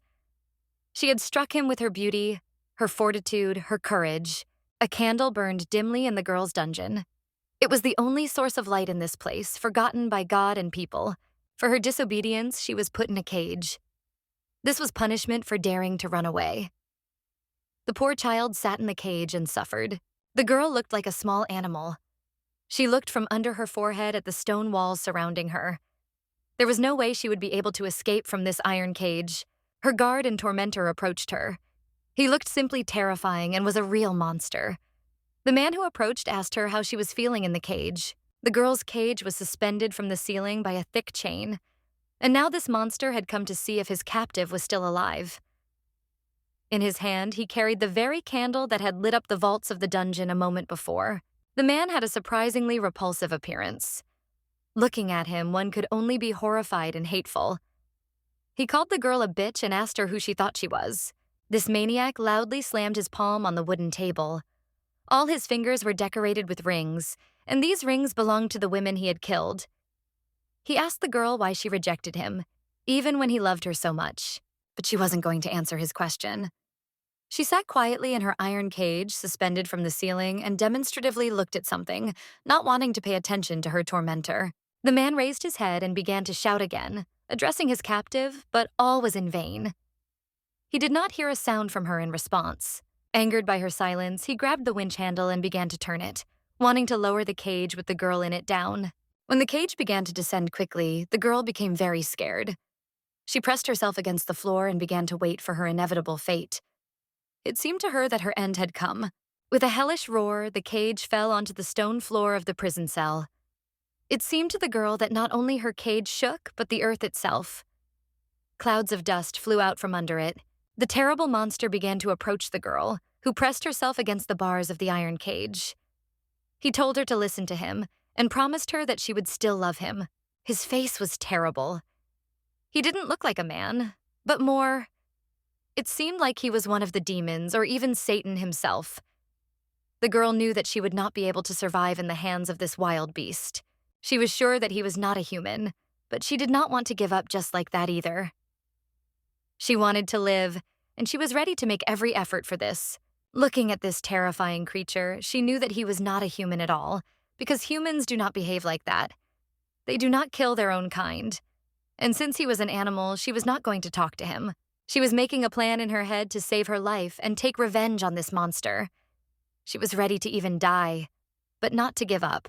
Her guard pulled a key out of his pocket and began to unlock the lock that held the door to her cage. After he opened it, the lock flew towards the stone floor. Her guard and tormentor told the girl that she could continue to play hard to get, but he would still get his way. Hearing these words, the poor child moved as far away from the entrance that led to her cage as possible. He declared that he would definitely touch her today and began to stretch out his plump, disgusting hand towards her. But his arms were plump and short. The girl moved to the far wall of the cage, and he could not catch her with his hand. She did not agree to become easy prey for him. He extended his hand and asked the girl to come out to him, but this hand remained empty due to the child's unwillingness to be subjected to his torment. The girl remembered what had happened to her earlier. She would really like to be next to her parents now who could protect her from this maniac. She remembered her poor mother, who begged her very much to continue to fight and save her life. As her tormentor's hand continued to grope around the half-empty cage, the girl recalled her mother's words. She could not find a safe place to hide in her confinement, and so she was forced to simply sit down and wait for her guard to do the next thing. His hand reached out to her again with the desire to catch her and pull her towards him. Her mother always told her to survive. She asked her to promise that the girl would live in their place. She wanted to fill her lungs with air to resume her labored breathing. She suddenly felt like she couldn't get enough air and began to choke. She couldn't breathe, so she decided to scream loudly. Her only desire was to breathe. The girl had no choice but to try to protect herself. That's why she clenched her hand into a fist and prepared to act. This monster still entertained the hope of getting the girl out of the cage and began to move as close to her as possible to grab the poor child. But she seized the opportune moment and kicked the monster in the chin with her heel with all her might. Immediately after this monster fell to the ground, the girl ran away from her prison as fast as she could.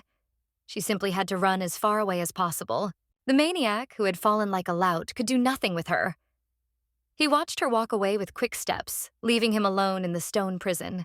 The girl ran through the cold, icy snow and moved further and further away from her tormentor. She thought that her brother was no longer alive. Her tormentor quickly came to his senses and ordered his knights to find the captive who had dared to strike him and escape. His growl was harsh and terrible, and the poor girl continued on her difficult path and thought that her father had died a tragic death. Her pursuers were very determined. They had received orders from their master not to spare the damn girl and to finish her off on the spot as soon as they managed to catch her. The girl could not speed up her way. Her feet were already frozen. It was becoming increasingly difficult for her to move. She thought that the end would come for her too, and now it seemed that it was not a little girl who was running, but a girl who had turned into a real beauty. She too was forced to run. In her head there was only one thought. No matter what happened, she had to live. The icy wind whipped her face. Snow clouded her eyes. Her hair flew behind her, but still she continued her run. A horrible hand with thick fingers reached out to grab her by the hair. The girl was horrified by what was happening. The terrifying-looking maniac who was chasing the girl tried to smile at her and said that she would belong only to him. But the girl wasn't going to give in to his mercy so easily. She turned around and told him that this would never happen. But the monster was getting closer and closer. Her legs were numb. She couldn't run anymore. And so she looked at her future with horror. The girl screamed just one word. No. After that, she woke up in a cold sweat in her bed and sat up to examine the place where she was now. She thought the place was familiar, but she had never slept here. She couldn't understand how she could have ended up here after a long flight and what seemed to be a failed pursuit. When the girl heard the voice that addressed her, she was even more surprised. The man who was next to her asked her if she was awake. Dawn turned her head in his direction and began to wonder in bewilderment what could have happened before she got here. She lay in the Lord Commander's bed, and next to her lay this man who had killed the castle's inhabitants and who had haunted her all night. The slave did not answer her new master's question. She continued to lie silently, and he stared intently at the girl he liked. The young man's gaze was thoughtful. He tried to understand the reason that had prompted this girl to run away. It seemed strange to him that she had dared to do such a bold act. Then, glad that he had managed to end this chase in his favor and catch the fugitive, the man smiled. They continued to lie in the same bed next to each other and looked at each other without taking their eyes off each other. It seemed that nothing could break the silence that had ensued. But the owner of the castle was the first to speak and told the slave that usually in such cases, girls either scream or at least become sweetly embarrassed. If he had hoped that any words would come out of the girl's mouth, he was very much mistaken. She was upset that she had fallen into the hands of yet another man who had taken away her freedom. She wanted to cry because her plan to escape had failed. The young man seemed not to notice the emotions the slave was going through. He turned to her again and asked her if perhaps she had not yet decided whether to scream or become embarrassed. As before, his answer was complete silence. The girl looked at him proudly and boldly and thought about how cruel her fate had been to her. She would like to be somewhere else right now, even in a pigsty with pigs, but not next to this pompous blockhead who, thanks to his title and status, dares to dictate his terms to her. It was the young man's turn to be sad. He was astonished that the slave did not want to answer his words. After he brought her to the castle, he ordered her to be carried to his bed and looked after as if she were an aristocrat. At some point, the girl closed her eyes and whispered a word that the man lying next to her heard. The word was painful. After this, the Lord Commander told the girl that she had said this in her sleep. She kept repeating that she was in pain. The commander noticed that the slave spoke like a dying chick. She whispered the word in a quiet and weak voice. The slave looked at her feet. They hurt terribly after she had run barefoot all night.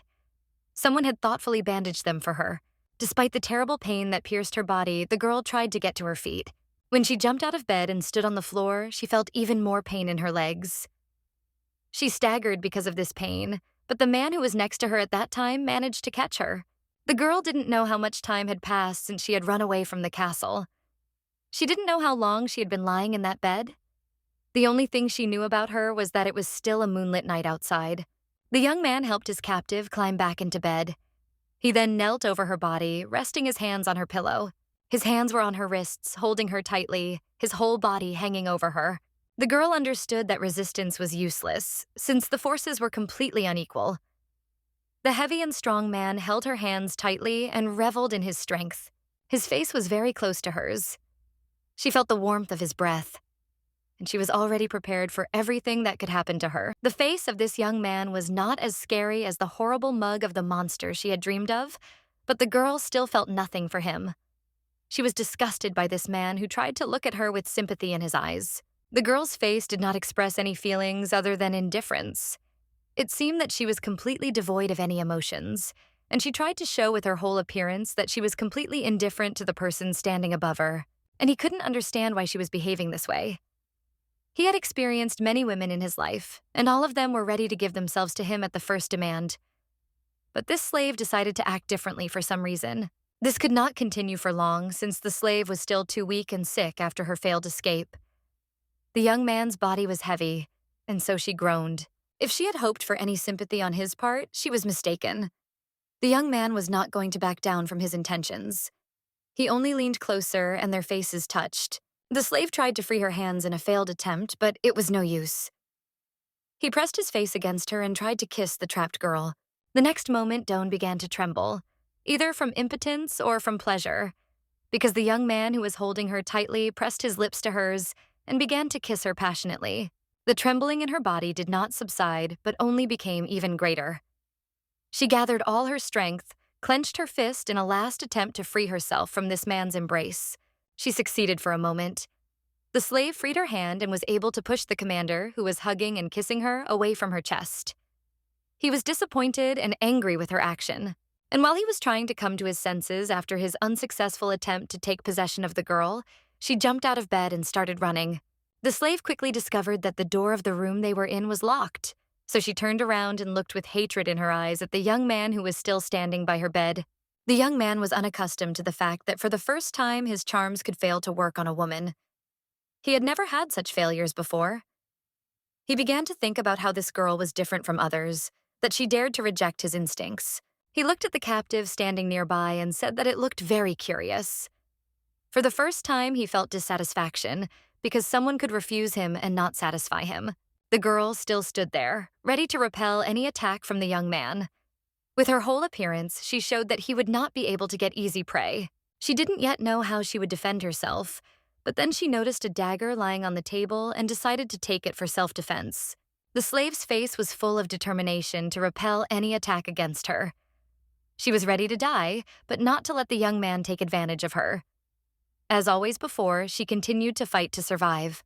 And although the bandaged leg continued to hurt, the pain was no longer so unbearable. Probably this was due to the recent events that disturbed the soul of the slave. The Lord did not think of interfering with his captive in any way.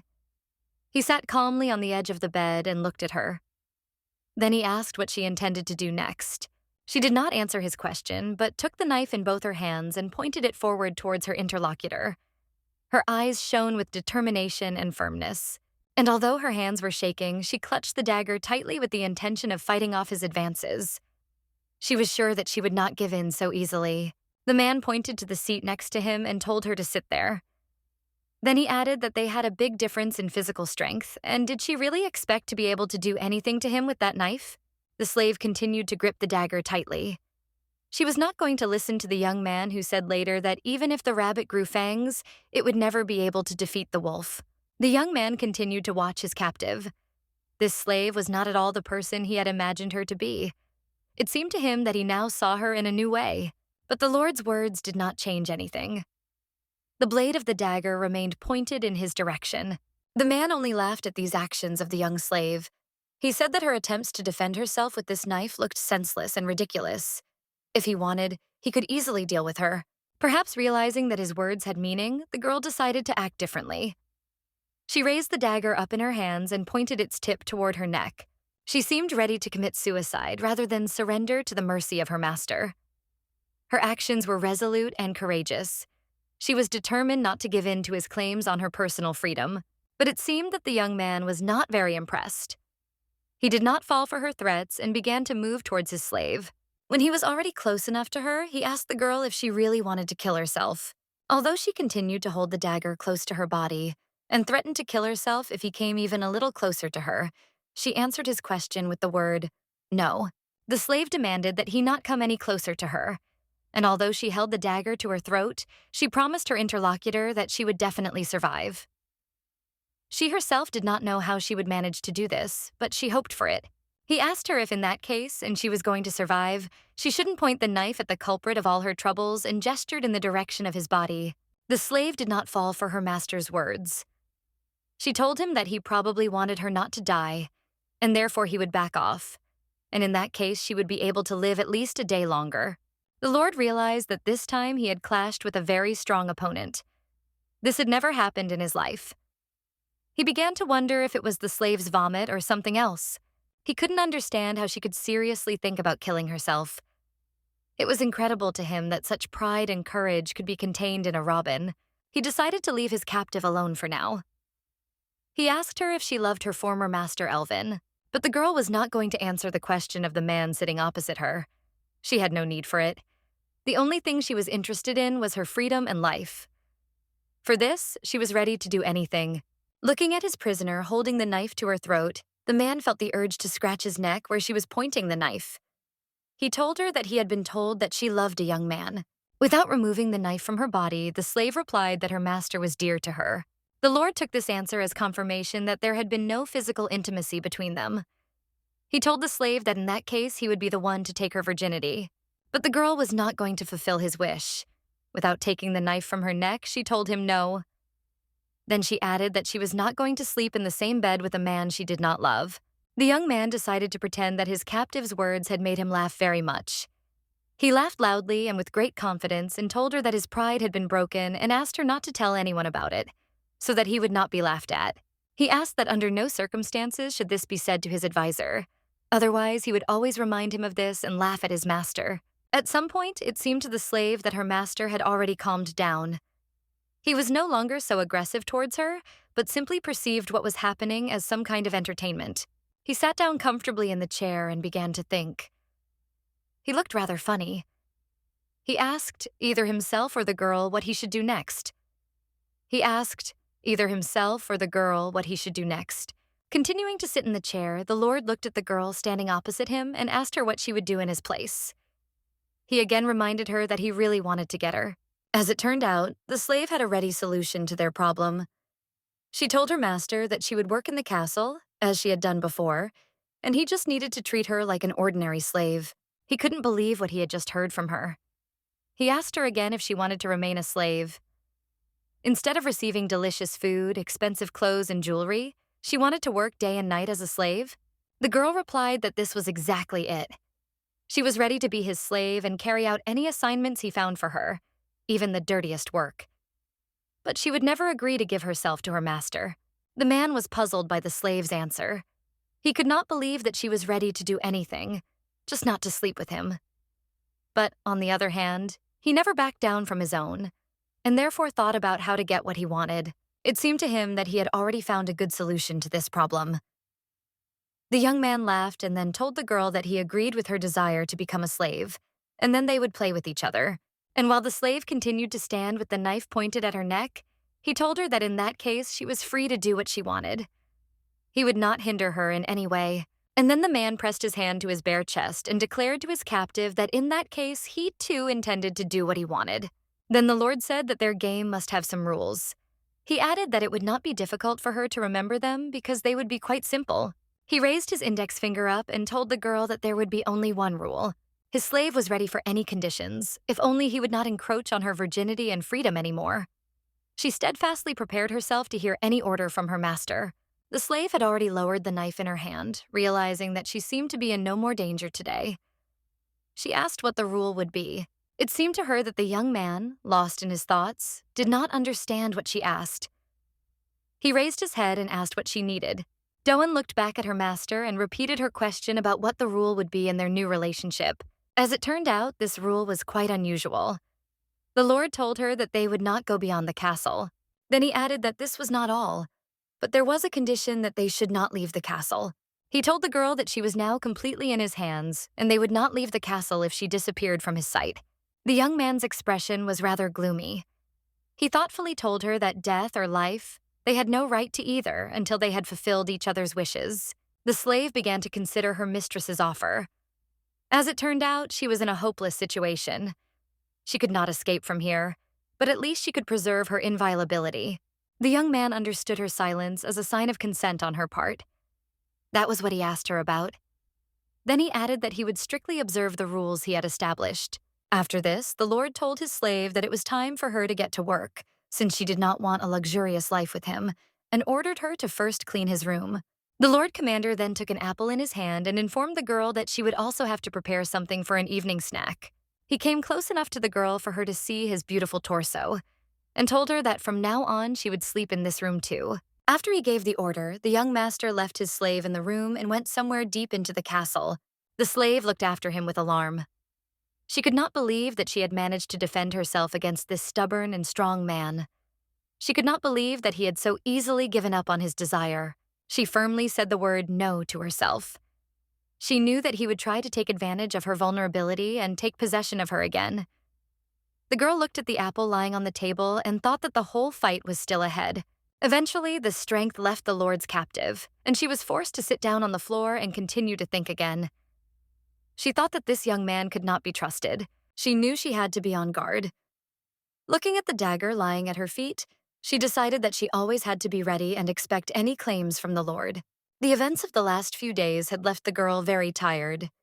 She was upset that her situation had become even worse, and so she began to mourn her bitter fate. Every morning began the same way for the slave. As soon as she got up, she immediately made her bed. In such a deplorable situation, she continued to hope for a better outcome for her fate. As if nothing had happened, she carried out her duties in the castle and tried to be seen by her master as little as possible. But unfortunately, it was not so easy for the slave to do this, since she was cleaning his room. She could not help but meet the young man, who had just gotten up and was about to wash himself. Standing in front of the mirror, the man began to examine his luxurious, in his opinion, body. He could not understand why this girl refused to be intimate with him, because before he had no end of women like her. Every day the same ceremony was repeated. He tried to seduce the girl, and she ignored him and showed that she was completely indifferent to him. No matter how hard he tried to attract the young lady, she remained completely indifferent to him, or very skillfully hid her feelings towards the Lord. And now, looking in the mirror, the young man could not resist watching the slave working and behind his back. The opposite one tried to look at her master as little as possible. She didn't care at all what he looked like or what he did. The only thoughts the young girl had were thoughts of freedom. Both the girl and the young man bumped into each other many times during their morning cleaning. She walked past him absolutely calmly, and he kept trying to somehow attract her attention. When he finished washing himself, the slave handed him a towel so that he could dry his wet body. The Lord looked at the girl carefully and scrutinizingly. It seemed that she was not at all embarrassed by his naked torso. He was very surprised again. Looking at the girl's face, the young man said that it seemed to him that she had already gotten used to this work. Perhaps, in his opinion, it had even begun to bring her pleasure. As always, the steadfast and modest slave said nothing. She stood quietly before her master and waited for further instructions from him. The young man continued to wipe his body and think. He thought about how long she had been working in this castle. The thought again occurred to him that perhaps the old count and his young son had slept with their slave girl at night. Perhaps she came to their room at night to please the bodies of her masters. He looked at the girl's face, and she once again confused him. He was puzzled by her gaze. She looked down as if she did not pay any attention to him. He looked at the girl standing in front of him again. He was disgusted by her slavish habit in such a beautiful body. He would very much like to possess it. The usual ritual during the young master's washing was that the slave did not leave until he gave her permission to do so. And now she was waiting for his permission to do other things. The Lord decided that he had looked at her face and body enough. He took the girl by the chin with his hand and lifted her head up a little. Exar continued to peer into the face and eyes of his rebellious captive. He decided to ask how her legs were, but she had not yet deigned to answer his question. As usual, the girl kept silent so that he would not ask her. What irritated the young man most about her was her silence and intractability. The girl looked defiantly into her master's face and told him that she was fine and that he had absolutely no need to worry about her health. After these words, he again pulled her into his arms, pressed his lips firmly to hers, and began to passionately kiss his slave. And again, the girl trembled from his touch. She could not get rid of this feeling when he kissed her. She tried to break away from his embrace, but she did not succeed. When he had had his fill of her sweet lips, he loosened his grip a little, while continuing to look intently into her eyes. The man told her that next time, if he asks her something, she should answer him, and if she wants to ask him something, he will definitely do it. He didn't let go of his girl from his tight embrace, but only loosened his grip a little so that she wouldn't choke. He informed her that she could consider this a new rule. A huge man stood in front of the slave. He told her to try to remember all this. If she forgot, he would kiss her in response, although he did not mind if she forgot.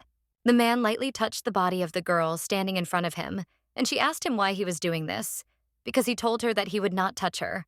But he objected to her, saying that he had not made such a promise. He had only told her that he would not use her without her consent. And after these words, he again extended his hand to the slave's face to touch it once again. The Lord Commander looked intently into the girl's eyes, waiting for her reaction to his words and actions. He told her that she should consider these rules very pleasant for her. The slave said nothing in response. Her own eyes did it for her. There was determination in them to resist her master by any means necessary. There was no submission in those eyes. Seeing that his efforts seemed to be in vain, the young man told the slave that if she didn't like something, she could change the rules herself. The girl turned away from him and stood frozen near the dressing table. She could not say anything to her master and said only one word. No. An unremarkable day began in the Lord Commander's castle for its inhabitants. It seemed like every other day. The young man had just recently put himself in order, had breakfast, and started his business. He sat down in a comfortable chair and shouted, calling his advisor to him. He was already busy with business and asked his master where he had been that day. He said that it seemed he had been informed that he had been exploring the surrounding area. The Lord rose from his chair and began to move towards his assistant. He said that he had looked around the castle and its surroundings and had noticed that the nearby land was not as rich as he had thought. His advisor continued to work with documents at this time. His desk was literally piled high with various books and scrolls. The young man stood up from his desk and declared that his master was quite right, because there were no mines to make money from. Of course, there was a large forest here, but the local soil was completely unsuitable for agriculture. His master sat tiredly in his chair. He said he had conquered these lands only to see how the king would react. But he had no idea that the land here was so terrible. Meanwhile, the young man remembered something and brought his boss a scroll. He said that a letter had arrived from Prince Zach. He wanted to come to celebrate the capture of this castle and the surrounding lands. The Lord reached out his hand to take the scroll with the letter and see what the prince had written for him. The young man unfolded the letter and began to read. He laughed when he saw what was written. With all his thoughts, he was already preparing for the celebration. But then the Lord became upset because he remembered that his treasury was not so full of gold and silver coins. After all, the land was not rich, and he got his treasury half empty. As the young man knew, the old count did not take sides.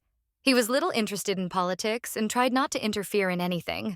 The old man's vassals took advantage of this.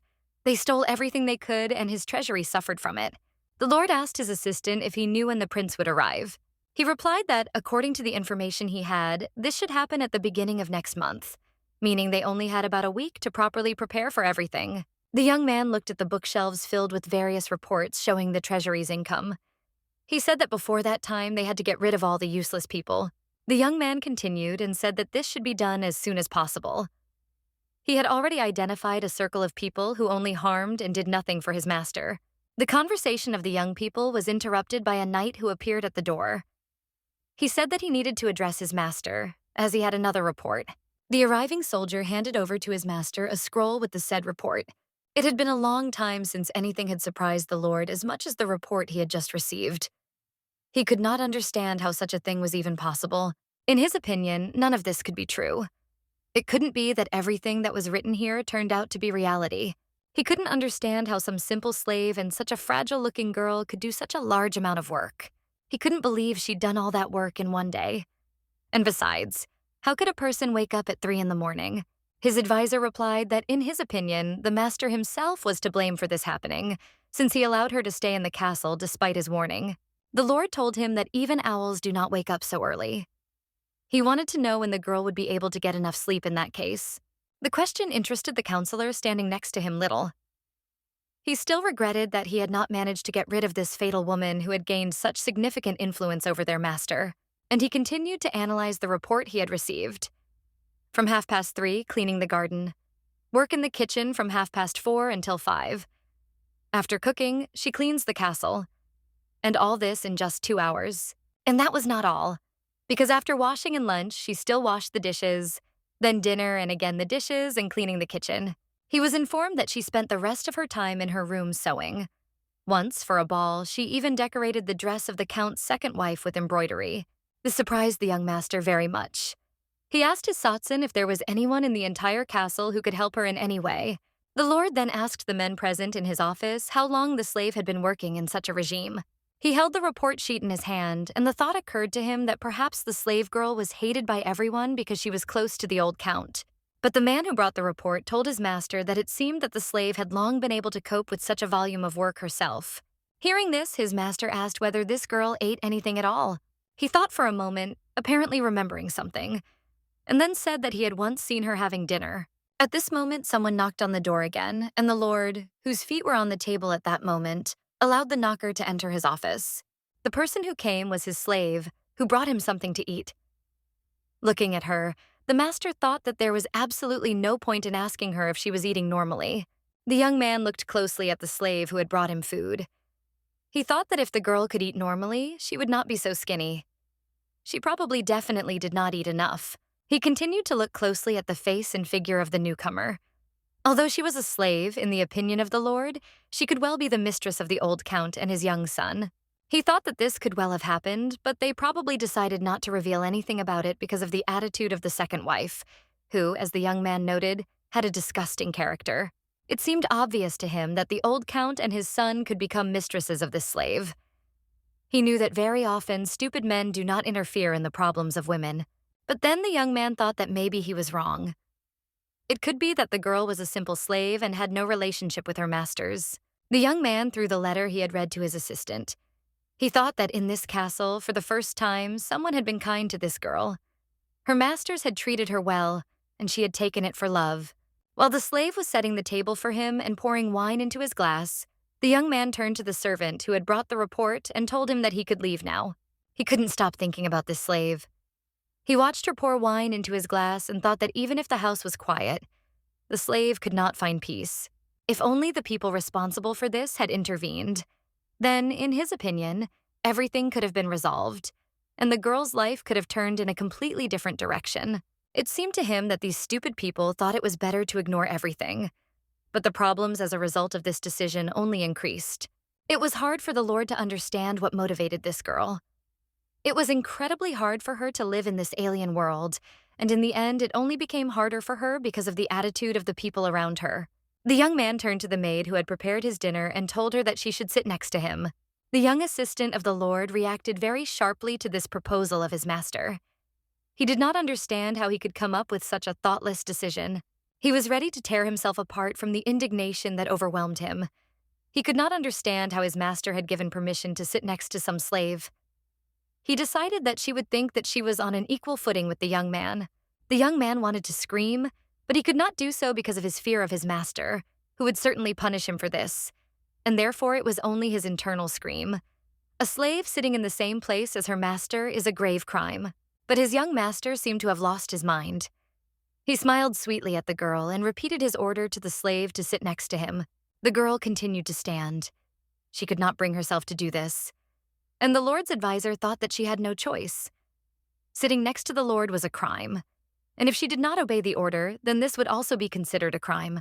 Like his deputy, the young man was also interested in the question of what decision the slave would ultimately make. Would she be able to overcome her prejudices and sit next to her master? And finally, after some thought, the girl walked up to the chair and began to sit down. It seemed that she had made this difficult decision for herself, and the Lord understood for himself why she did this. He almost laughed when he remembered that the slave was brave. He raised his eyes and looked at the sitting girl. The Lord thought that she had resisted him even without a weapon. In his opinion, she was a femme fatale, and his assistant told him this more than once. The girl picked up a knife and an apple, intending to peel it. The young man continued to watch the girl sitting opposite him. He stood up a little and now seemed to be hanging over her. She behaved absolutely calmly and freely. He would very much like to know what his slave was thinking at this moment. This interested him most of all, because for the first time he met a woman like her, who did not respond to his desires and who did not show any emotions. He moved even closer to the girl and began to look into her face, expecting her to react to this somehow. But he hoped in vain, because she continued to sit calmly, not paying any attention to him. After she cut a small piece of the apple, the Lord took the piece in his hand. But he did not take it to eat it himself. He brought this slice of cut apple to the lips of the slave sitting in front of him. He ordered her to open her mouth, but she did not obey his order and sat in front of him with her lips pressed together. Then the young man reminded her that she should not forget about their game. The man handed her a slice of apple and then said that he really enjoyed watching the movement of women's lips. At the same time, he thought that he was not lying to his slave at all. The young assistant of the Lord was watching everything that was happening in his office at that time. He could not tolerate such behavior of his master and tried to give him a sign by coughing loudly. The slave knew who she was in this castle. She couldn't just listen to her own desires, but had to follow all the orders of her master, so she slightly opened her mouth. Then her master ordered her to open it wider so that he could put a piece of apple in her mouth. And after he voiced his order, the indignant girl opened her mouth as wide as it could. Probably she wanted to show her attitude to his whim. Satisfied with his slave's obedience, the man shoved a slice of apple into her mouth. When the girl finished chewing the apple, she again stood proudly, without expressing any emotion on her face. The man thought she looked like a frozen sculpture. He looked at the girl again and seemed pleased with his actions and her reaction to them. He said that everything was fine. After this, the young man took a slice of bread and began to spread jam on it. He told the girl sitting opposite him that she would now continue her breakfast. When he finished, he held out a slice of bread thickly spread with cherry jam in his hand, inviting her to taste it too. The slave did not test her master's patience this time. She did not wait for a second order and opened her mouth to take a bite of bread. The young lord watched his slave finish her bread and jam. He thought that this was probably the first time in a long time that someone had taken care of this girl and fed her. Then he noticed the remains of jam on her lips and reached out to wipe her lips with his finger. The girl sat obediently, not resisting his movements. After the man removed his hand, the slave licked her lips with an elegant movement of her tongue, which again caused the young man to desire to possess the woman sitting opposite him. The young man continued to watch the girl sitting opposite him. He wanted to know whether her last move was natural or she just wanted to tease him. Following his instinct, he took the slave's hand by the wrist and looked closely into her face again to see how she would react. But to his surprise, the slave's hand remained absolutely motionless, and it did not change in any way after he touched it. He could not understand why the girl was so indifferent to him. Then the man turned the girl's palm over and looked at her hand. He noticed that it was covered in calluses. The Lord thought that the girl was provoking him with her gaze, and her hands were like those of a common village girl. They were so small, as if they could break if you squeezed them a little. After that, he let go of her hand and sat down on his chair again. He ordered her to bring meat from tomorrow. Smiling and looking into her face, the Lord told the slave that he really wanted to see the juice flowing down her lips. My lord looked at her lips and said that they were red, lush, and wet. But his speech was interrupted by the advisor, who came very close to them and began to cough loudly again. He presented several scrolls to his master's face and told him that this was work that needed to be done tomorrow. Taking advantage of the fact that her master was distracted, the girl turned around to leave, and her master looked after her with disappointment. He didn't know if he should do anything. The young man was pleased that he was able to distract his master from this fatal woman. But still, looking at the closed door, he asked the Lord why he did not stop the slave. The young man decided that there was nothing to explain. He told the young man that she couldn't be stopped that easily. Then the young man told the Lord that it was probably much easier to capture these lands in the castle than to take possession of this slave, because the castle surrendered without a fight, and she still does not want to surrender. Seeing that his master was upset, the young man told him that while he had free time, he could play with other women, but advised him to do it in moderation. He added that his master also had work. His words only angered the young man. He turned sharply in his direction and shouted at him, asking if he was trying to scold him. As he had many times before, his advisor repeated to him that the slave was very dangerous and that he should under no circumstances give in to her man. The Lord leaned more and more on his wine. He told the young man that he should not meddle in his affairs. He knew better how to deal with his own lands and their inhabitants, including the slave. The conversation between the young men continued in the same spirit. One of them gave advice, and the other said that he did not need it at all and could figure it out completely on his own. As usual, in the morning, the slave came to her master's room to clean up. She was busy wiping the dust off the furniture. After she finished making her master's bed, the young man distracted her from cleaning and called her to him. He asked her if she liked the gift. She stood silently in front of him, not answering his question. The Lord asked her why she didn't answer, or perhaps she didn't like his gift. In front of the girl on the table lay a box, and inside it was a golden hoop decorated with precious stones. It was this gift that the man who cleaned the slaves in his room gave her. The girl thought about her answer for a while, and then stated that the bracelet would most likely not suit her, and therefore she was not ready to accept this gift from the gentleman. The man thought about it and decided that perhaps this was her way of rejecting him, but he did not want to back down from his decision. The Lord was just buttoning the buttons on the sleeve of his shirt.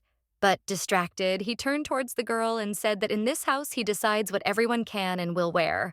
Then the slave tried to find another excuse and said that she had nowhere to wear this decoration. The young man turned around and told her that perhaps she could wear it to the ball. She answered the owner that she had never been to a ball in her life because she doesn't go to them. The young man did not want to give in so easily. He decided that she would definitely receive this gift. And so he told the slave that this year she would go to the ball. As he was sure, the girl could not find a single excuse for this proposal, so she fell silent and continued to stand silently, but did not take his gift in her hands. The master looked sternly at his slave and ordered her to remove the jewelry he had given her, but again she dared to object to him. Doan said that she had no place to keep this bracelet in her room. Then Exar asked the girl if her lovers Elvin and old man Dalbury had given their mistress anything. Then he looked slyly into her face and asked her if perhaps she was interested in some more expensive gifts. The maid did not answer his question. She asked the master for permission to leave his room because she still had a lot of other things to do. The Lord Commander thought that the other ladies of the royal palace would be ready to scratch each other's eyes out for such a gift as he had just given to this slave. He looked at the bracelet, which was still lying on the table after the girl did not want to become its owner, and left, disturbing the gentleman. He thought about how the slave had rejected this decoration as if it were a simple stone. He took the box with the bracelet in his hand and thought that the girl belonged to those who were not interested in expensive jewelry. In that case, he had something to think about again. He wondered what could possibly please the girl he was still going to eventually take possession of. He was not going to give up his intentions towards the slave for a second. He was sure that gradually he would find an approach to her and make her his. He simply needed this woman to belong to him. And to do this, he was going to spare neither effort nor time. The man hoped that the slave who belonged to him would actually become his woman. He knew that sooner or later she would give in and belong to her master. He still had plenty of time, and the game had just begun. One of the following events took place on a sunny, warm day, which, it would seem, did not foretell any bad news. But the Lord received exactly that. He could not believe what he had just heard, and so he asked again if they had really found the ring of the deceased count's second wife in the room. The assistant who told him this confirmed that this was indeed the case, and that he had only recently been informed of this. One of the countess's ornaments had been found in the slave's room. The young man added that, according to the maid, many things were constantly disappearing from the castle. And this did not happen suddenly, but continued for quite a long time. The advisor then added that, according to the maid, everything that was lost was later found in the girl's room by many people. Exar continued to listen to his servant, and he continued and said that today things had disappeared again in the room of the count's second wife, and they were again found in the slave's room. Still, the master did not want to believe what he heard, and he asked again whether this was really not the first time this had happened, and whether the slave had ever been caught stealing. The maid who came with everyone else said that this had happened before, and today some of their former mistress's things were found on the slave. She approached the young man and opened her palm, on which lay the rings, which, according to her, were found in the slave's room. These were the evidence of the girl's theft. Looking closely, the man thought that these rings were indeed on his second wife that day when she met him at the entrance to the castle. The owner of the castle decided to act decisively. He immediately turned to his assistant and ordered everyone who worked in the castle to gather together in one place.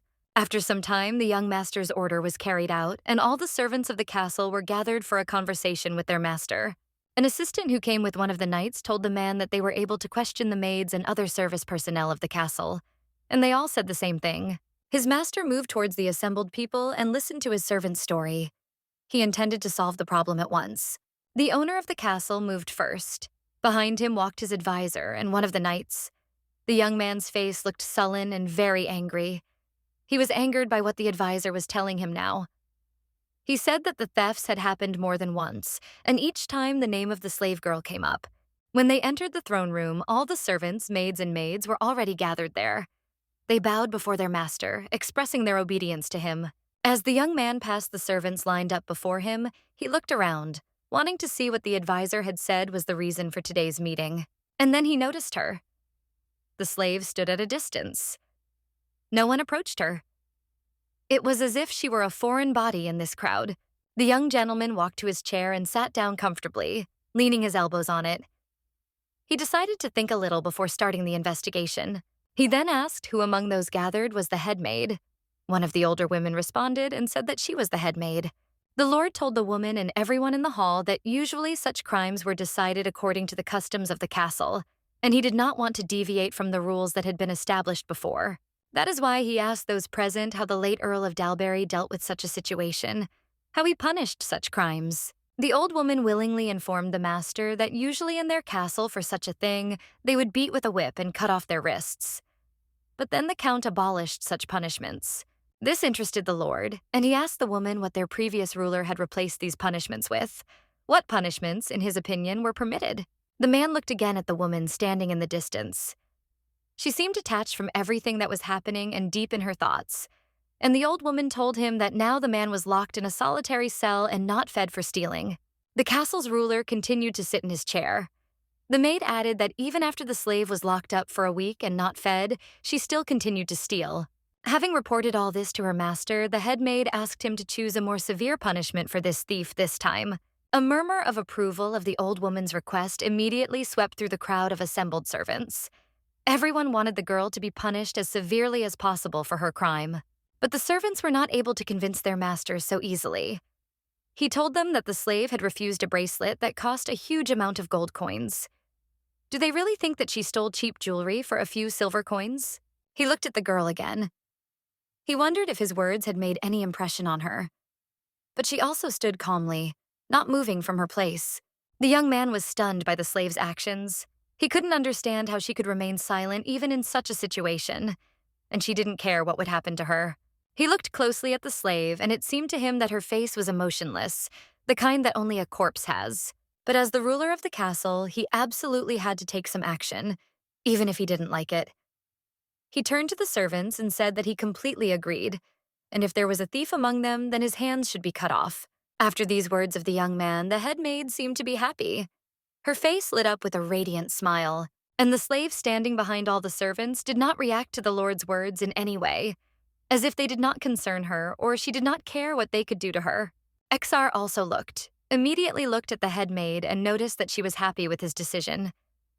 He was interested in why this woman could rejoice at someone else's misfortune. He saw how all the servants present except the slave girl bowed down after his verdict was announced. It was strange to him to see that no one even thought to stand up for this girl. The young man suddenly remembered his last conversation with his advisor when he drank quite a lot of wine and opened up to the young man. He could not forget the look on his servant's face when he said that the slave was very dangerous and that he should not succumb to her charms. At that time, he objected to his servant that he was mistaken. And after what he had experienced in military campaigns, there was nothing more dangerous. That time he had drunk quite a lot, but still the conversation with the young man was etched in detail into the young man's memory. He then asked the young man how he thought he could work so much without rest. Then he added to him that, moreover, he had not complained, and had not slacked off, and had not even tried to get a bonus for the work he had done. That time he couldn't get his slave out of his head. He asked the young man if he could work if he didn't enjoy it. The advisor did not think long about answering his master's questions. He said that it would be madness. The Lord noted that this is precisely what looks like madness. It is not that the slave is emotionless, but how she can control herself. Then he told the young man that he could not call such a person dangerous. There was no danger to her master in his actions, and therefore he was not going to be afraid of this girl. But his interlocutor again told the man that she was still dangerous for him and that he should be wary of her. It seems that this did not frighten the owner of the castle at all. He said, "Even if she is dangerous, and when did he ever run away from danger? If the young man remembers, then let him tell him about it right away." The Lord's assistant told him that he had never really run from danger. It was because he simply lacked the instinct for self-preservation. His master began pouring himself some more wine and said that this was very well said. It was exactly about him. And he laughed. It seemed that the young man had nothing more to say in reply. He only said that at least in this, his master agreed with him. And although the castle's lord had drunk quite a lot that day, his thoughts remained pure. He said that many people in the castle hated the slave. And then he added that soon someone would definitely come along who wanted to stab the girl in the back, and he should prepare for it. And so the moment came when this girl was accused of theft, and her lord and master had to decide her fate. He turned to her and asked her to explain. There was no sound in response. As always, the taciturn slave decided to remain silent this time and not respond to what she considered a false accusation of theft. The man looked at the girl standing in front of him and thought that perhaps she was used to this kind of thing. And this was not the first time she had been at this place of execution. He told the slave that she had a chance to save herself, or if she remained silent, she would lose her head. But she said nothing again. He thought that she probably thought that even if she said something, it would not change her fate. If that was the case, then her guess was close to reality. The young man himself believed that hardly anyone would believe a foreign slave. She stood before him, ready for the massacre, and silently looked ahead. Behind her, the servants gathered, awaiting the bloody spectacle that they believed was about to begin. He could not understand the slave's behavior, and so he leaned slightly toward her, remaining seated in his chair, and asked her if she really wanted to die.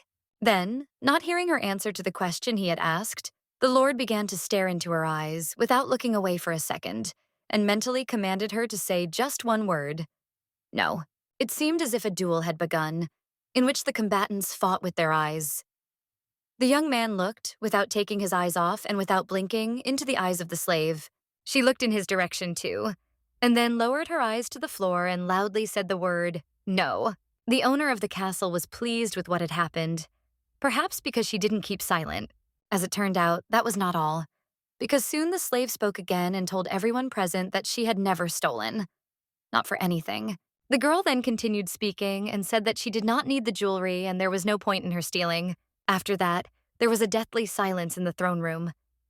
It seemed that everyone was considering the consequences that the girl's words could lead to. The young lord was also thinking about what he should do. When the decision was ready, he looked towards his slave and ordered her to come to him. She already remembered that she had to obey any orders from her master, so she obediently began to move towards his chair. The steps of the young lady were unhurried, as if she was afraid of making a false step, or was afraid of the future that awaited her. Having completed her short journey, the slave stopped in front of the chair where the master of the castle was sitting. He extended his hand forward towards her. Then his hand reached even further and almost touched the palm of the young slave. And when he grabbed her wrist with his hand, Doan felt the man begin to pull her strongly towards him. This came as a surprise to the girl and to everyone gathered in the hall. The next moment, she found herself sitting on her master's lap. It was obvious from her face that she felt uneasy. Although he could touch her at any time, she felt that now was not the right time for that. And besides, it was happening in front of so many people. And then something even more unthinkable happened, in the opinion of those gathered. After their master had placed the slave girl on his lap, he ordered them to watch carefully before he gouged out their eyes. The young man hugged the woman sitting next to him and informed the servants and knights that she was his woman. He then continued speaking, holding the girl tightly by the forearm to his chest, and told everyone that they were in my castle, and everything inside the castle also belonged to him. The servants and maids listened attentively to their master. They could no longer imagine what else might come into his head and what his next decision would be. Squeezing the slave in his arms, the owner of the castle told them that from now on this girl could steal whatever she wanted, and it would not be a crime. He looked at his servants and maids with anger in his eyes and asked them if everything was clear to them. They bowed low in response to his words, thus letting their master know that they understood everything and agreed with his verdict. The next words of the young master frightened the head maid. He said that if they came to the master again with the same problem, he would punish them all as his slave wished. If anyone thought that any emotion would appear on the slave's face, they were wrong. She did not react in any way to what was in the master's chair, nor to his decision. It seemed that she did not care. But then the young man perked up as if he remembered something. He declared that since everyone was here today, he still had something to find out. The girl decided that it was time for her to free herself from the young man's embrace and removed his hand from her forearm. But he put his hand back in the same place and quietly told her that she should like it, because now it should be fun. The young lord sat comfortably in his chair and began to speak. He said that from the head maid to the common servants, not only theft but also bribery flourished in this castle, and asked the knight standing next to him to begin. The knight took out a scroll and began to read. It turned out to be quite long. And Phaeton gave 2 silver coins and 2 chickens to the head maid so that she would hire him. Then he paid 2 silver coins for which he was exempted from paying taxes. The astonished servants heard that the same man had received 2 silver coins from the cook and the head maid so that they too would be exempt from taxes. The people who came heard that often when recruiting new servants, people gave bribes in the form of cattle or grain to get hired. The head cook constantly changed suppliers for bribes because they personally paid him in gold coins or flour. The knight read from his list that most of the servants present had evaded taxes last year or had been bribed into exemption. Then he announced loudly that he was finished. The young lord's servant told him that he had read out the entire list of swindlers, bribe takers, and tax evaders, and asked him if he had done well. The young man thought for a moment and told his subordinate that he had done a good job and that he would definitely thank him for his efforts. After this, it was the turn of the castle's master to address the servants present who were accused of crimes. He asked them what exactly, by the way, they had said earlier about the punishment for the crimes committed. The young man standing next to his master seemed to like the situation so much that he was even beaming with happiness. Then the young man's eye darkened, as if remembering something. He said that they had told him that the criminals were beaten, and it seemed their wrists were cut off. After these words of the master, the servants and maids rushed to him, begging him to forgive them for everything. They fell on their knees and said that they were very sorry, promising not to act like that again. The young slave had already risen from her master's knees but continued to stand next to him. She, too, wanted to fall to her knees and beg him to forgive the guilty. They, in turn, did not stop their requests. They said that they would not be able to work if he cut off their wrists. They asked to forgive them at least this time. They said that they had a family to feed, and again asked for mercy on them. In a menacing and stern voice, their master loudly ordered them to be silent. He was not going to listen to their whining. He then informed all the servants and maids that after this, his observer would be stationed in every village. He would conduct a census. The young man also said that from now on, the taxation method will change. They will have to pay tax not by villages, but by the number of members in each family. He thought that might be the right thing to do. Another purpose of the census was to determine the number of men who could be used as soldiers. But in any case, the results of the survey would be useful. The slave remained calm and impartial. She was not interested in the news about the census and the change in taxation, because it did not concern her at all, since she was not free and was the property of the owner of the castle. After this, the man said that since this was finished, it was necessary to behead all those whose names were on the list that was read out. The servants and maids again fell on their knees before him and began to beg him to have mercy on them and not to kill them, promising not to commit such crimes again. Their master was not going to listen to pleas. He rose from his chair, preparing to leave the throne room, but the servants sentenced to death remained on their knees. They asked for his forgiveness and promised that such a thing would not happen again. But the young master did not react to their words. As he slowed his pace a little near the standing slave, she turned to him and said, "No need." The Lord turned his head and looked at the girl. He was curious about what she meant, so he asked her what she thought he shouldn't do. But what interested him most was why she suddenly decided to speak, since before her face had expressed complete indifference to what was happening today in the throne room. The servants were glad that someone could stand up for them. They thought that this was a good chance to save themselves, and they already considered the girl to be very kind and a real angel. For a moment, the young man thought that maybe he should help improve his slave's reputation. But he told her that there was no need to show pity to these criminals. As it turned out, the girl was quite verbose. If she had remained silent before, now it was impossible to stop her. First, she said that their master, the Earl of Dalbury, had recently died. Then she continued and said that his second wife and young master also died. Exar listened attentively to the words of his slave Daon. She asked him if he really wanted to kill all the servants in the castle now. It seemed that this girl had no shortage of courage. She told him that the people of Orank were already uncomfortable with the sudden changes, and if he did something like this, they would start to hate him. The young man looked into the slave's eyes. Now they were no longer indifferent and emotionless. They began to sparkle and take an interest in the life around them. He was pleased that he had managed to stir this mummy up with something, but he was not going to give in to her persuasion so quickly. He would have liked to hear the girl's excited voice again. To the horror of those accused of the crime and sentenced to death, their master declared that they themselves had said today that the criminals deserved punishment. And while the servants waited in horror for their mortal fate, the young man continued that inevitable punishment awaited them. And the girl told him that in that case, the locals might turn against him. The young gentleman tried to object to her and said that if they executed the servants who broke the law, then the locals would only be better off. The slave girl dared to contradict her master again. She considered his actions wrong and wanted to protect him from bad consequences. That's why she said that Orank is a small territory. Many of the servants here have families outside the castle walls. Whatever happens today or in the near future inside the castle will definitely become known outside of it. But her master did not want to listen to such speeches. He doubted that these people who lived outside the castle could be angered by just punishments. The slave explained to him that in their eyes it would look as if invaders had come to the castle and established new rules. The young man listened to her and thought that perhaps she was right. And that was perhaps not all. He looked intently at his slave, as if he was about to say something to her, but it seemed that he had not yet found the right words to say it.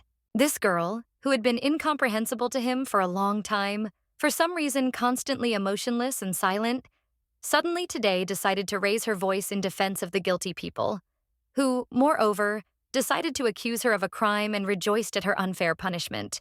He smiled as he looked at his slave and thought that he finally understood her temperament. Looking at the girl, he asked her a question that had recently been spinning in his head. He asked her if she liked politics. The slave was silent, not telling him anything about her interest in politics. And the Lord thought that his idea was very successful.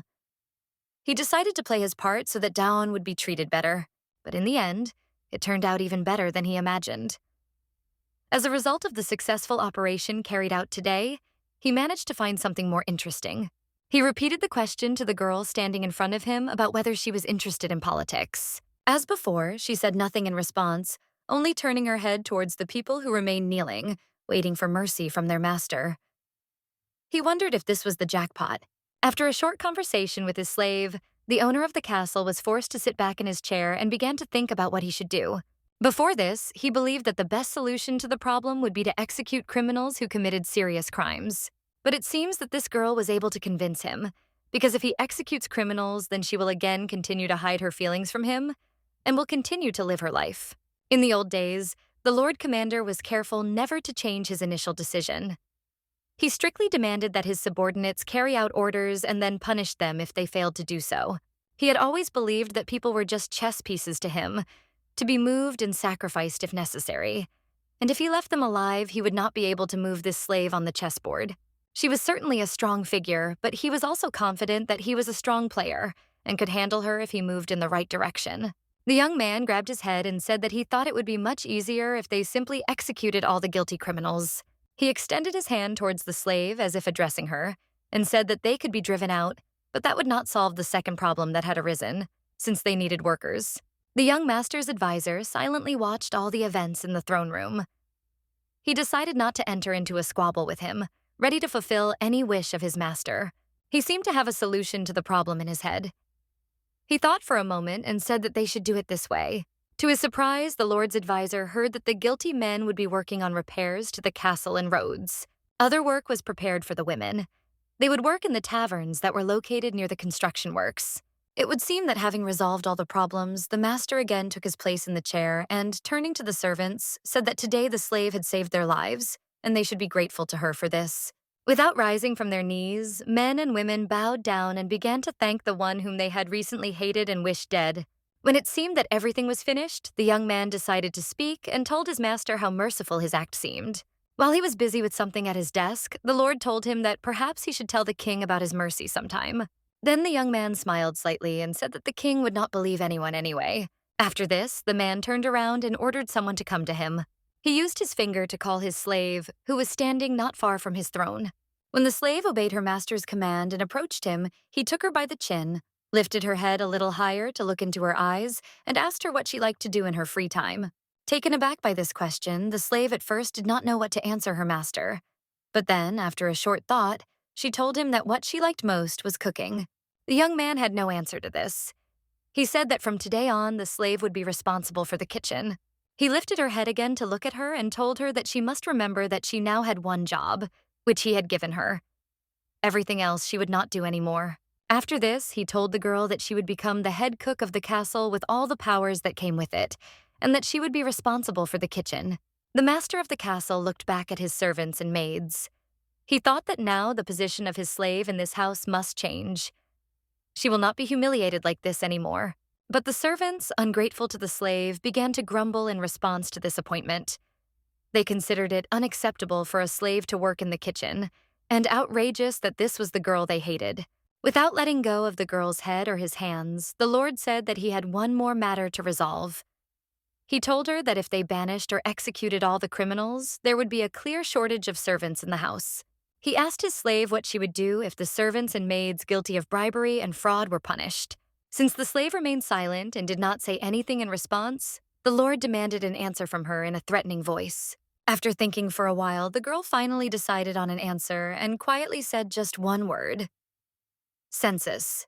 Either he really didn't hear her, or he wanted her to speak louder, but he asked her again and demanded that she speak to him louder. Then the slave explained everything to him. According to her, their census had left out too much, and it was necessary to expand its criteria and take into account other data as well. Since he did not understand her, he asked again what the rest of the data was, and the girl replied that it was necessary to determine the number of people over 15 years old, as well as the number of children who could work, and so on and so forth. The stunned owner of the castle could not believe that his slave was so talkative. He had no idea that she had such grandiose plans in her head. Her master listened attentively to her speech. She added that suitable servants should then be selected from among these children and paid a weekly salary, as well as given the opportunity to earn extra money depending on the amount of work. When the slave finished speaking, the master of the castle thought for a moment and said that this was a very good idea, and that they should do just that. Having spoken thoroughly, the slave girl fell silent. What struck her most was that her master never interrupted her, listened attentively to all her arguments, and in the end agreed with her. The young man looked back at the girl. He thought that although he had not received an answer to his question, he was sure that the girl definitely liked politics. The girl, as usual, stood frozen, like a tin soldier. There was no emotion on her face, and her master thought that this was why she was indifferent to jewelry. Then the man came even closer to the slave and thought that if he gave her the opportunity to prove herself, he might be able to use her. When he was close enough to her, he lowered his head to her face. It seemed like he wanted to tell her something else, or perhaps do something. Looking straight into the girl's eyes, her master reminded her that she had previously said that she would open the gates only for the ruler.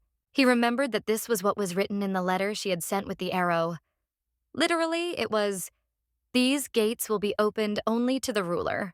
The young man remembered that he had immediately noticed that the note was written in a woman's handwriting. And for some reason, right now he remembered her and decided to remind the slave standing in front of him.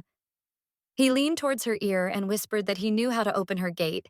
In the days following these events, life in the castle noticeably calmed down. The lord began to settle in, and gradually all its inhabitants got used to the new master and continued to go about their usual business. Most people were busy with their peaceful lives, but the master did not forget about preparing for the next battles. New weapons were forged, and the old ones were brought into full order by his order. The young man's assistant also had enough work. The young man was always walking around with some pile of papers. This time he decided to complain to his master that building roads was a whole lot of work. The young man continued to move forward quickly and decisively, not wanting to wait for the young man and listen to his endless complaints. But he still tried to reason with the lord again. He told him that it was not too late and asked him to give up building roads. The young man was not going to listen to anyone's advice. He was determined to keep all his people busy and to arrange his estates as best as possible. And although the young man continued to be indignant, he turned to him and said that he should knock himself out and count all the expenses. He then turned his head to the young man and told him that good roads would make life easier not only for them but for the locals as well, and then asked why his assistant was against it. The youth could not keep up with his master. He asked him if they had not decided too quickly on such expenses and on the need to develop the county lands. The young man went to the window and looked out. He told his advisor that he had seen what was going on outside. Then he said that perhaps they had been hasty. The young man looked out the window and said that these were the young man's soldiers and the soldiers of the previous owner of the castle. The young man also looked intently towards the castle square. He could not understand what exactly was happening there at that moment. The lord's assistant, standing there laden with a pile of papers, asked himself exactly the same question. His master did not wait, lost in conjecture. He turned and began to walk away with quick steps towards the exit of the castle. And again the young man could not keep up with his master. But on the way he remarked to the lord that, of course, this was now their territory, and they could do whatever they wanted here. He did not want to agree with his master's opinion, and added that they were strangers here for now, and the roads also needed to be maintained somehow. This would require a lot of money, which they did not have yet. Exar descended the steps that led down from the upper chambers of the castle. He did not respond to the youth's remarks, deep in his thoughts. The young man shouted to his master that this was too proactive a government. Not only the king, but also other lords might begin to fear the threat from them. After this, he added that the concerns of the king and the lords could develop into serious conflicts in the future, so he would very much like to ask his master to wait for now. But the young man angrily shouted to his advisor that he had had enough and ordered him to stop such conversations and not to start them in the future. When the lord managed to get rid of the annoying young man, he thought that he could take his time. Standing on the balcony, he looked into the courtyard at the knight standing there. He thought about keeping the people occupied. He was interested in what the knight was doing, and to attract his attention, the young man whistled loudly. Hearing the whistle, the knight standing below, who seemed to be doing nothing, raised his head and saw his superior. He pointed his index finger menacingly in the direction of the barracks and ordered the soldier to go there immediately. Obedient to the will of his master, the knight bowed and began to carry out his order. The young man managed to catch up with his master again, but now he kept completely silent, afraid of angering the young man. He told him that this was all just for his amusement. He turned towards the young man and asked him if he could forget that he had always lived exactly this way. He had always done what he wanted. The Lord Commander leaned against the castle wall and thought about it and said that building roads was just a way to kill time. It was obvious and simple. The young man understood why his master needed all this, but he did not want to agree with it and tried to object again.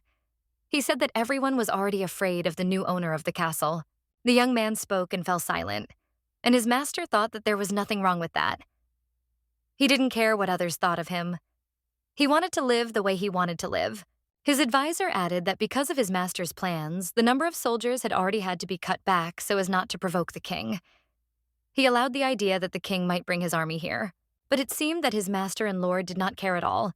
He told him not to worry because their army, although small, was elite.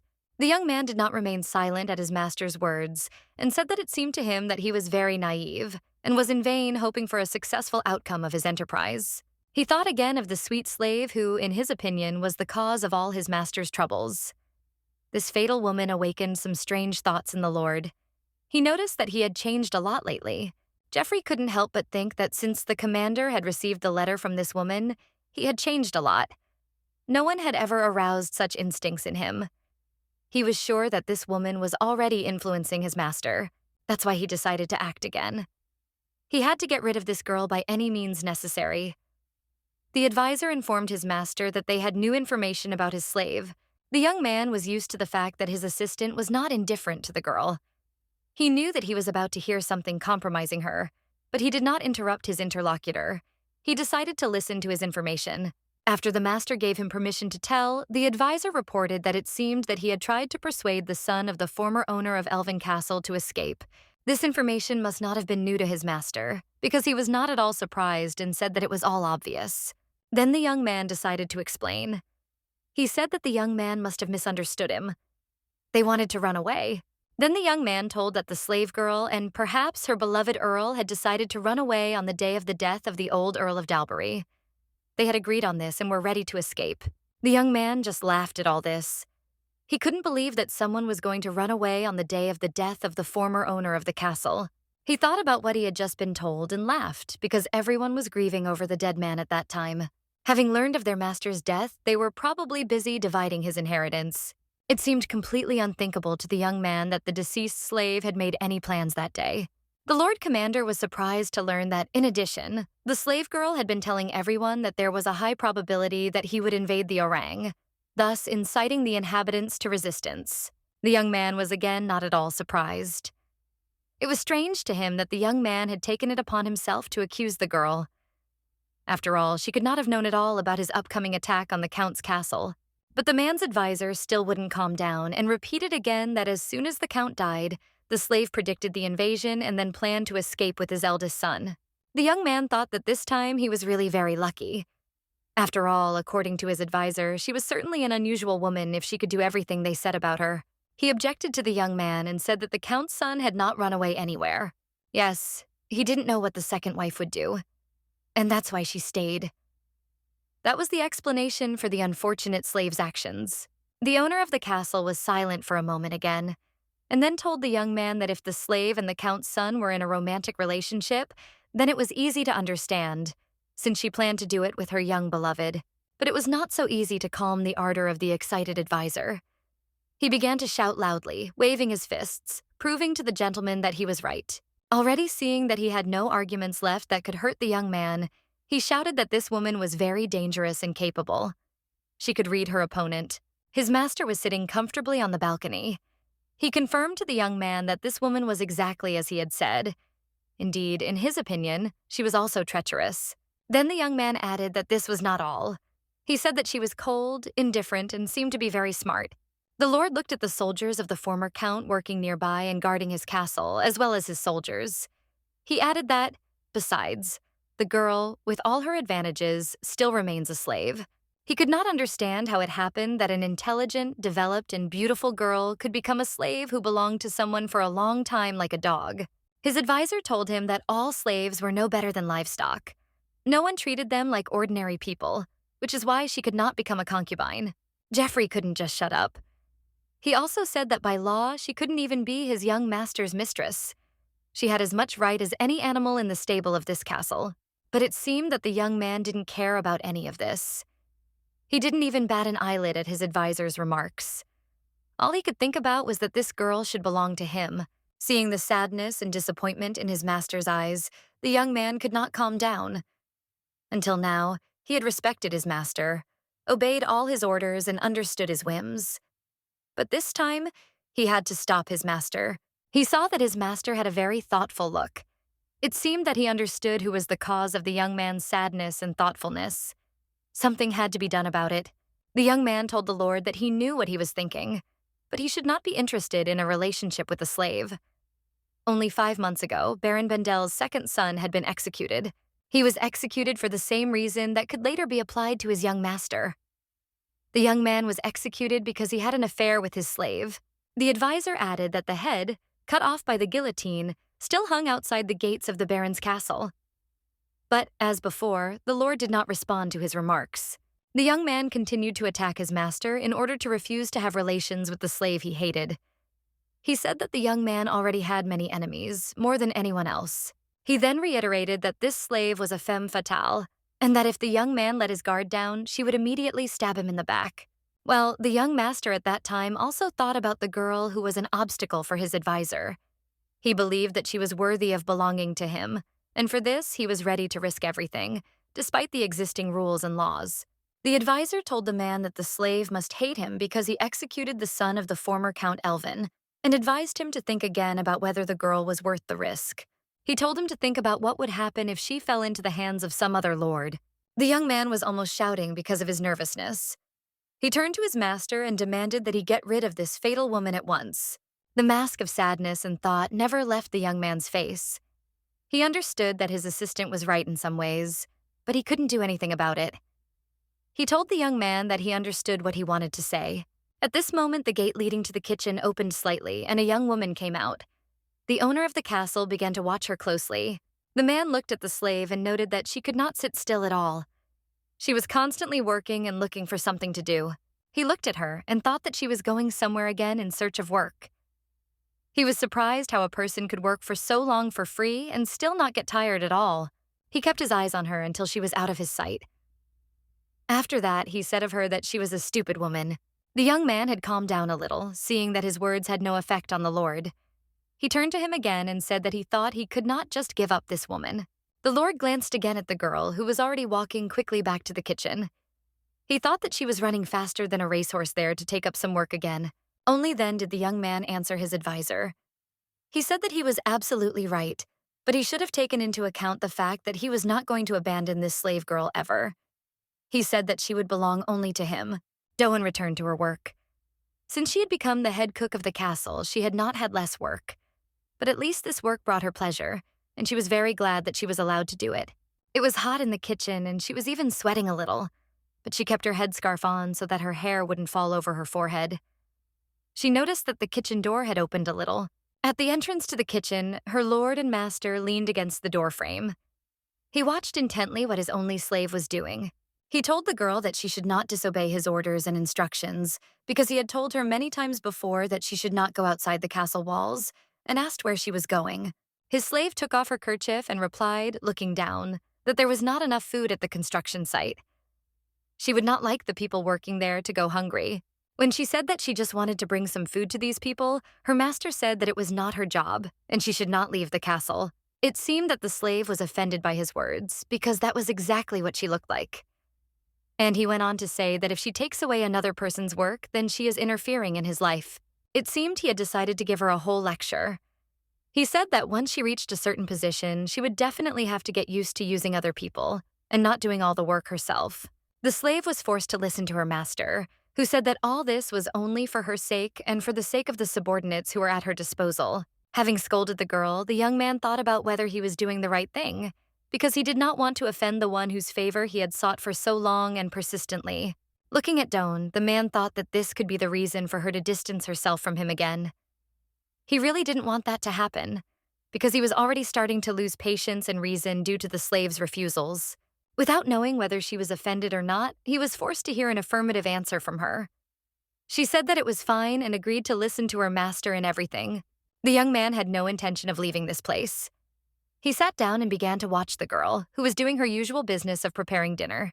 Then, tired of sitting in one place, he decided that it would be nice to lie down a little on these same boxes, and comfortably settling down on them, closed his eyes. But it didn't last very long. After a while, he opened his eyes and beckoned the slave to him with his fingers. He decided that he needed to check something, and for this, he needed this girl. She meekly agreed to her master's order. Over the years of living in this castle, she had learned to unquestioningly do everything she was told, and now she was ready to fulfill the Lord's desire. As soon as she was next to him, the young man took her hand gently. He wanted to feel the warmth of her body. The man's first movement was gentle. He lightly stroked the girl's palm, which even seemed pleasant to her. But then he grabbed her wrist tightly with his hand. Fortunately for the slave, nothing happened that she could regret, because after that, he sat her down next to him on the boxes and began to look lustfully at her face. After the Lord captured this castle, his face and eyes changed significantly.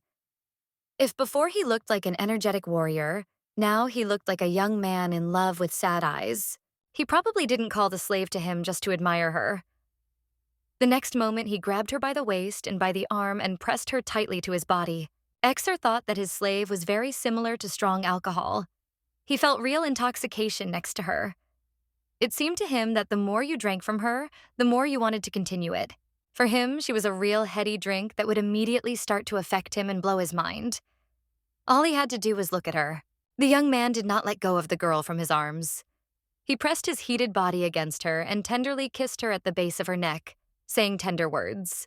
He was intoxicated by this incredible girl, despite the fact that she was a simple slave and did not seem to correspond to his social status. He felt that he could not exist without her, and did not want to let her go from his embrace. It seemed that the young man was more excited than usual. He did not want to stop and continued to forcefully hold the indignant girl, who asked him to stop and not to do anything bad. At some point, it seemed to him that it was not enough for him to just hug and kiss this girl, and he tried to get rid of her clothes. The young master of the castle was completely out of control. He was overcome by animal instincts, and he wanted to use the slave right now, despite her indignant cries. The slave girl had no strength to resist the huge, strong man. He grabbed her dress so tightly that it cracked in some places. The girl felt very unpleasant and scared. Under his pressure, she fell backwards onto the stacked boxes and tried to resist his furious pressure. It seemed that soon her clothes would not withstand the zeal of the young man. As a result of all this, she found herself lying, looking at the ceiling, and he hung over her with his whole body, continuing to seek intimacy. The young man pressed his body against the slave again. His head towered over hers, and his eyes looked straight into her beautiful eyes. He thought he had won her over and was now very close to his goal. The Lord asked the slave what she might not like. If so, she would just have to say so. There was no answer to his question. Doan continued to lie silent and stoic, staring at the ceiling and not paying attention to her master. He told her to at least try to get angry. He leaned towards her, hugging her burning young body by her thin waist, and said that if she was silent, then she probably liked it as much as he did. The man became very heated during the struggle with the disobedient slave. The more she resisted, the hotter the fire of desire flared up in him. He looked into her eyes and asked if maybe they should continue and go further. Doan felt very bad. She didn't want to be possessed by this man. She wasn't going to sleep with someone she didn't love. The young man could not understand what was happening to this girl. The slave was incomprehensible to him. He did not know how to act with her. If he kept his distance, she remained silent, and vice versa. As soon as he decided to take a step to get a little closer to her, she was silent again. He remained hanging over her, leaning his hand on the wooden box. It seemed that he would never find a way out of this situation. He thought that she probably acquired this habit of always remaining silent when she was a slave and could not say a single word without receiving permission from her master. She probably had some unspoken rule that she tried to adhere to. It might have sounded something like this. No matter who is in front of you, it is best to remain silent to protect yourself. He believed that it was a way to protect himself from other people, while keeping his soul pure and inaccessible. She tried to protect her heart by any means necessary. The young man continued to gaze intently at the face that was so sweet to his eyes. How he wanted to possess this woman, but for now her heart was closed to him. He leaned over the girl again. but he had already managed to control his instincts and decided to simply correct the situation that had arisen so that the girl could calm down and would not be afraid of him in the future. When he looked at this girl, it seemed to the Lord that she was terribly frightened of what he was going to do to her. But fortunately for both of them, he never finished. He suddenly asked her if she played chess. The girl hesitated a bit before answering, and then said that she really does know how to play a little. She knows the rules of the game and even played a few chess games once. The young man had already begun to rise, leaning on his hand, but still continued to look into the slave's eyes. He asked her if perhaps they could play chess that evening after dinner. With a slight grin, he informed her that if she managed to defeat him, he would listen to all her wishes and try to fulfill them. The girl seemed very surprised by this way of putting the question. Apparently, she had no desires, and she asked the gentleman what, for example, they could be. He thought for a moment and then said that, for example, it could be complete freedom of action and movement. The slave answered her master that she did not need freedom. Apparently, she was completely satisfied with her current situation. Her master leaned a little lower towards her head and asked how it could be that a person did not need freedom. He could not understand that such a thing could be possible. The girl answered him that any slave always dies a slave, he cannot change his fate, and added that it would be better for her to stay here in the castle as a slave, but to guarantee her safety. Her words surprised the young man again. He explained that perhaps she had once been in great danger, and because of this, she had chosen safety over her personal freedom. Looking at his slave, who sat sadly and seemed ready to cry, her master thought that this was logical and wise of her. It is true. It is better to serve a master who treats you well. He thought that, besides, she must also understand perfectly well that she attracts the men around her with her beauty and femininity. It seemed quite justified to him that this was why she was constantly trying to maintain an emotionless look and gaze. She was trying not to stand out from the crowd so that no one could disturb her, and the slave at that moment was thinking about how desirable freedom would be for her. But she could not yet agree with it, because she was afraid of losing her life and not fulfilling the promise she had once given to her mother to survive at any cost. The young man became interested in what point in her life she decided to give up her emotions, and whether it was a conscious decision or just a response to life circumstances. He felt sorry for this poor girl, and he approached her, slightly leaning towards her head to hug her. She, afraid of a repetition of recent events, closed her eyes in fear. But he leaned over only to tell her that perhaps she would have some other wish that they could play on during their evening chess game. The Lord peered into the slave's face and tried to understand what thoughts were swarming in her head, what she was thinking about, and what she wanted from this life, and perhaps from him. After some time, the girl asked her master what he wanted. The question seemed to come as quite a surprise to the young man. He paused for a moment, and traces of deep thought became visible on his face. Then, apparently pleased that he had found a suitable answer, the man told the slave that he did have one cherished desire, and that he wanted to be able to kiss her at any moment. Then he stroked the girl's cheek and said that, of course, he could do it now whenever he wanted. And he added that then he would lose their game. The slave answered him that she agreed, and this made the young man laugh a little. He sighed and said that perhaps he would have luck there at least. The slave decided to change the rules of their game a little. She asked her master that if he was not going to use this opportunity, then he should not touch her at all. The man asked the slave sitting opposite him if she liked him and said that I like her. He likes her very much.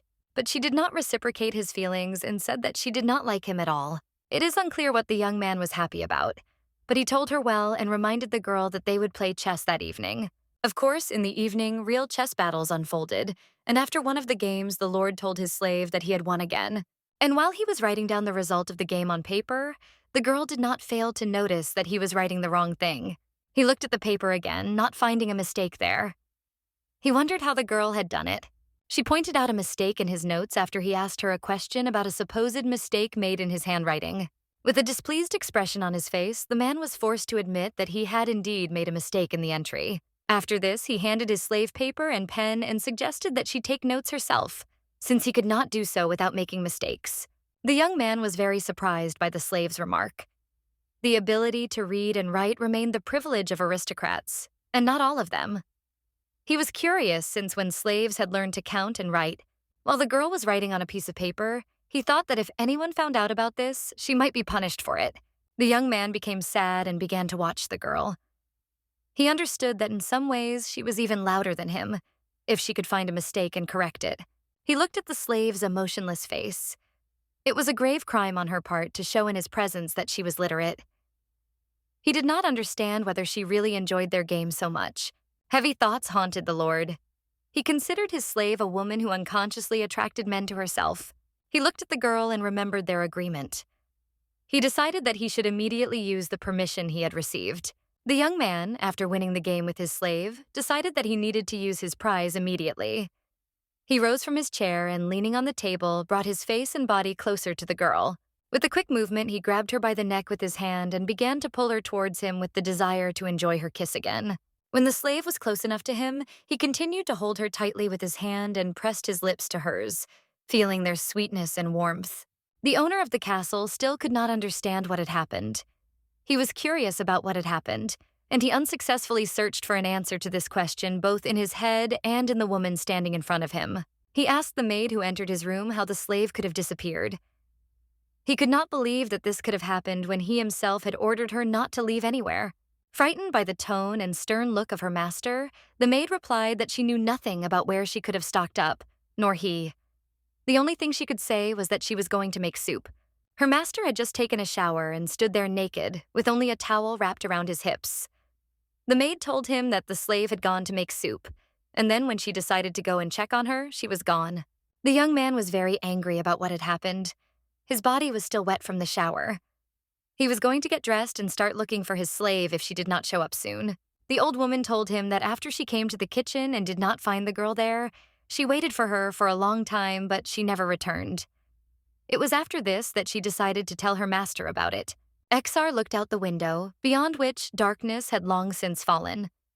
It was no longer early, about 10 o'clock in the evening. At that time, everyone in the castle had already gone to bed. It was unclear then where the slave could have gone. For a moment, the young man thought that perhaps the girl had done this because of their game, but then he suppressed this thought, because he decided that she was not that stupid. He was extremely interested in where the girl could have disappeared to. He was even more interested in why she had done it. It would be necessary to find reasons why she could have left the castle. An elderly maid interrupted his thoughts. She asked for forgiveness and told the Lord that sometimes the slave would go somewhere late at night. It was not the first time. Exar was only angered and surprised. He could not believe that the slave had repeatedly left the castle, and he only learned about it for the first time. The maid said that this happened to the girl about once every 3 or 4 days. Each time, she left the castle in the middle of the night. She continued and said that she had heard that she had been secretly meeting with the count. But there were also rumors that she was the mistress of some other lord. He was surprised by the mention of the word spy in connection with his slave, and he decided to find out from the woman who exactly among the servants could have told her such a thing. To his chagrin, the young man did not find out who was spreading these rumors, and the woman told him that when a slave returns, all her clothes are wet, her hair is disheveled, and her face is red. That is why many believed. The young man's face became darker than a thundercloud after what the woman then said about his slave. She said that one of the servants supposed that the girl was having intimate encounters with a man in the forest. The young man saw the slave's face again, as it had looked at the moment when, after their chess game, he was about to take advantage of his prize. He grabbed the girl by the neck and tried to press her face to his body, heated by instinct. Exar leaned his knee on the table and, holding the girl with a strong hand, pressed his lips firmly into her luscious lips. His slave made no attempt to resist her master. It seemed to have become her favorite tactic in their relationship. As always, her face resembled a stone sculpture mask and did not express any emotions. Her lips were motionless and did not react to the touch of someone else's lips. The next moment, the girl staggered slightly and began to fall backwards. To prevent her from falling, her master was forced to grab her wrist with his strong hand. She seemed to be hanging in the air, and he continued to hold her hand, grabbing the slave by her thin waist with his other hand. The man placed the girl on the boxes they had been sitting on before, then climbed out from above, and she ended up between his legs. He leaned over and began to stare into her face. Already accustomed to such outbursts of passion from her master, the slave was submissive. She did not try to resist, but lay quietly and waited for him to perhaps pull himself together and calm down. As before, in similar situations, he leaned over her, preparing to kiss her on the lips, and perhaps expecting to continue communicating with this cold woman. The chessboard and pieces that were on the table had been thrown down and were now lying on the floor next to him. He expected her to show some initiative at least this time, but it didn't happen. He waited a little longer and decided to act himself, as he had many times before. The young man hovering over her, seeing that the girl remained completely emotionless and cold, ordered her to open her mouth. After that, he tried to do it with his hand. The young man gently touched the slave's lips with his hand to dissolve them at least a little. The girl did not give in to the man's persuasion. He asked her to open her mouth and said that she was not a child, and then asked her if perhaps she preferred sex to this kiss. The slave hastened to agree to the kiss immediately, fearing that he might want much more from her, but she also decided to set her own condition for the Lord.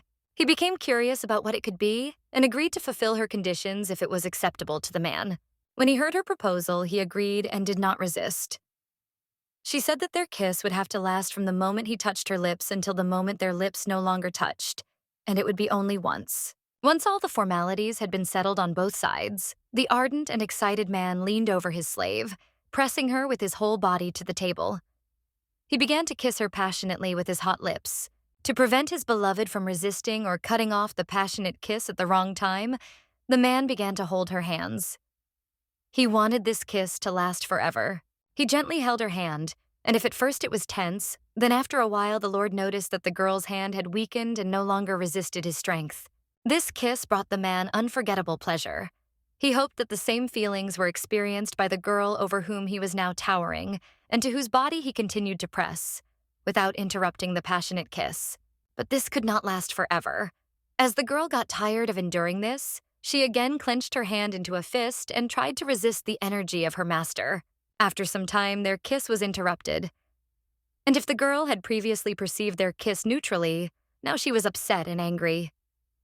With a look of hatred, she turned away from the young man's face and began to look somewhere to the side. The girl was very upset and angry, and she did not want to see the young man. She had promised him that the subject of their agreement would only be a kiss, and he, it seemed, in a fit of passion, completely forgot about it and decided to go a little further in their relationship. Since he had completely forgotten himself and was excitedly trying to pull her skirt off, she had to remind him that she had only promised him a kiss. The slave began to nervously tug at her raised hem and looked with hatred at the man who continued to tower over her. The young man realized that he had made a serious mistake. Today, he had unconsciously and inspectively gone much further than he had promised his slave. After this, there was an awkward pause, during which they could say nothing to each other. And then the slave asked her master for permission to leave, and having received it, disappeared from the room. The young man had no choice but to stay in his room and think about everything that had happened. He would like to rewind all the events and not repeat his mistake. He understood that his behavior could upset the girl and spoil the relationship that had begun to improve between them. But at the same time, he smiled as he recalled the pleasure he received next to the slave.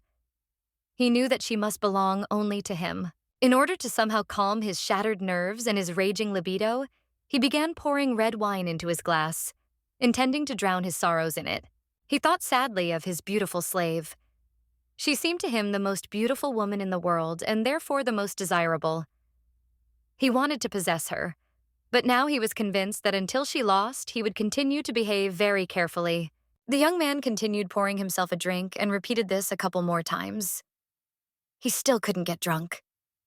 The same thought kept spinning in his head, that he himself didn't want to lose to this slave.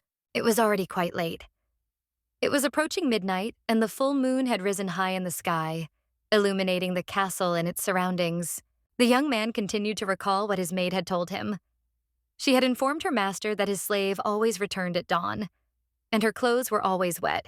The Lord saw his slave's face again as she thought while playing chess with him.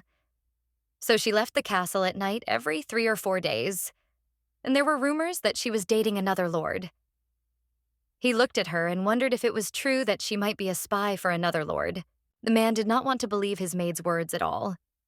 He needed this girl, who was now considering her move, and he was not going to share her with anyone else. He wondered if she really had another man. The girl thought about her move and began to move the next figure. And at that time, he was thinking about something, not at all about playing with her, but about the fact that it was quite possible that she could have a lover, given her beauty. If earlier the girl had just started playing chess and knew more or less how the chess pieces moved, then recently she began to make significant progress in the game, which was not surprising, given her wisdom. He looked at her and he really wanted to touch his slave's face again. He even imagined himself doing it, and then moving a little further until she stopped him at the last moment. But then his fantasies went even further, and he imagined that the girl could be embraced by some other man. He felt sick at the thought that someone else could possess this incredible woman. Lately, XR has been looking even worse. Lack of sleep and constant thoughts about the slave have completely exhausted the young man. The conversation with the maid has sown doubts in his soul. He could not imagine that this woman sitting in front of him could belong to someone else. The man was so immersed in these dark thoughts for him that he stopped following the game and came to his senses only after the slave said that she had won this game. These were her only words that evening, except for the greeting when she entered his office. The girl still remained taciturn and tried to avoid his attention as much as possible, except for those cases when she had nowhere to run and hide. The young man looked sullenly at his slave and said that now it was her turn to speak her wish. The reason for his sullenness was not at all in the loss, but in the thoughts that had been troubling the young man lately. It seemed to him that yes, he did. She did not think too long about what to ask him. Literally, right away, she said that she would very much like her master to issue a law according to which all the garbage in his domain would be thrown out in one place. It was not that the slave's wish did not surprise her master. He was incredibly surprised by it. Of course, he knew that she would not ask for a gift of jewelry or something like that. But this was even more unexpected. And indeed, this was the most extraordinary girl he had ever met in his life. Another in her place could have asked him for much more. But still, the request for trash surprised him a little. When he asked the slave why she needed to collect all the trash from the castle and the surrounding villages in one place, she replied that it was very important to her. And also later, her master would understand that it was important for the residents who lived in his new domain. The slave began to explain and told her master that almost always in densely populated cities, women give birth to children surrounded by garbage. When these children grow up, they have no other place or occupation than to play with him and even eat his garbage. The girl decided to explain to her master that men, tired after work, sleep in the garbage, which no one is going to clean up. When the slave explained all this to the lord, she sat down in the chair again and began to calmly await his decision, which seemed like a very simple request. The young man asked her in surprise why it was necessary to do this for some common people. His interlocutor said that these are people who obey him, because commoners are just an image of their lord. The man laughed and remarked that this was quite an interesting opinion. He had never heard anything like it before, and from the lips of a simple slave. He thought about her desire and decided that this idea was foreign to them. It seemed to him that it would be more suitable for foreigners, since it was typical for people from other countries. He began to look again at the girl sitting in front of him and suddenly came to the conclusion that this was very typical of her, because in principle, all her ideas differed from his ideas and the advice of his assistant. He was haunted by the thought that a person's mind and education are influenced by their environment. No matter how you look at it, a person who has lived his entire life as a slave would not think the way this slave does. The man's lips curled at the next thought. He hated the idea that someone could influence the girl and thus pour thoughts of such things into her ears. He thought that perhaps it could be the man she was secretly meeting in the forest. Then he asked her if she wanted to create a law for such a purpose. And again, the slave was forced to explain to the owner of the castle that they accumulate garbage every summer, and it is the main cause of the disease. When he heard this, he told her that it was the first time he had heard such an opinion, and perhaps few people thought like that, but the slave decided to defend her opinion to the end. She said that she thought exactly so, and if possible, she would like her master to fulfill the promise he gave her. He thought that it would be quite possible, but he objected to her that it would be difficult to keep track of such a thing, since no one would immediately follow the law he made. To do this, people needed to understand that they cannot dump their dead cattle into a river that is used by many people. Likewise, there was a lot of waste left in the kitchens. And by law, anything that rots should be left in the house, not thrown away anywhere. The slave waited for her question to be answered and patiently waited for her master to tell her. Since he had promised to fulfill her wish, he should at least explain if he could not fulfill it. XR told the girl that it might be possible to do this, but if you want to introduce such laws, then you must definitely give people reasons why it would be useful for them. The slave thought for a moment about what he had told her. She imagined how trash affected the environment, and it seemed to her that it would be easy to convince people. She said that it is in the summer that a large number of people die from various diseases caused by garbage. She then added that even more people die of hunger in winter because they have nothing to eat. The slave told her master that they absolutely had to reduce the number of deaths in the summer. Since they couldn't feed all the people, they could at least try to protect them from the effects of the garbage. She explained to him that this way, if fewer people died, they would have more laborers who could work and bring in income for the treasury. And in addition, in this case, there will be more farmers, which means they will be able to increase the amount of harvest. Well, and as a consequence, overcome the consequences of winter hunger a little. The Lord objected to her that common people do not even understand what garbage is and what is not, and how, in her opinion, can one explain to them what needs to be thrown out and what can be left. His interlocutor thought about what she should do in such a case, and then replied that it was enough that they thought so. For them, the explanation would be quite simple. If something could still be used in some way, it could not be considered garbage. She explained that this waste could be used elsewhere, such as fertilizer or animal feed. The young man stared at the slave sitting in front of him, and at some point realized that she was completely inappropriate for her status. Her speeches contained knowledge of the surroundings and a real analysis of improving reality. He thought about how the girl was never afraid to answer her master directly, which was uncharacteristic of his other subordinates. She was even capable of arguing with the young man. The master of the castle thought about his slave's offer. It was very unusual and should be thought about thoroughly. Remembering how the girl had started talking to him recently, he noted that it had already begun to irritate him. She continued to sit quietly in his office with her stone face, afraid to disturb the young man's peace, but then asked if he could fulfill her wishes. The man looked at her in shock. At that moment, he was very angry with her and was ready to shout, because she dared to say something to him at that moment when he was busy thinking. But then he quickly pulled himself together, trying not to frighten the slave, and smiling told her that he was ready to listen to her wishes and would try to fulfill them. He thought that perhaps he should not have made any promises to her, since she was still his slave. And now, in fact, that promise had become a demand to pass a law. The man began to think over all the actions of this insidious woman. Perhaps his advisor was right in many ways when he spoke about her. It seemed that she had planned to use their game for her own purposes from the very beginning, but there was nothing to do, and he had to keep his promise. That was what the Lord's assistant was doing now. He asked the knight in charge of the construction what was going on with the trash. It seems he didn't quite understand what his boss was talking about and asked him to explain himself properly. He had been very busy lately and had not had time to receive instructions from his superiors. He asked the young man what else their master wanted. It would be difficult to take on any other work since everyone was busy building roads on the Lord's orders. Geoffrey told him that a room had already been allocated for this purpose and that it would be used as a warehouse. Everything necessary for its arrangement should arrive tomorrow. At this time, the soldiers and servants working in the castle were busy constructing a new building at the whim of the castle owner's slave. The grim giant told the young man that he had no free hands left at his disposal. Everyone was up to their necks in work. How could their master think of anything else if they were not keeping up with their work? The advisor explained to him that their master wanted to pass a law for collecting garbage in one place as soon as possible, and they needed to make all the preparations for its implementation. He then added that if they wanted to bring about change in the common people's society, they first had to set an example themselves and start collecting all the trash in one place. After hearing all this, the knight tried to understand what was being said and said that he did not understand anything at all. He added that their master, as always, was in his repertoire. The Lord's advisor mentally agreed with him.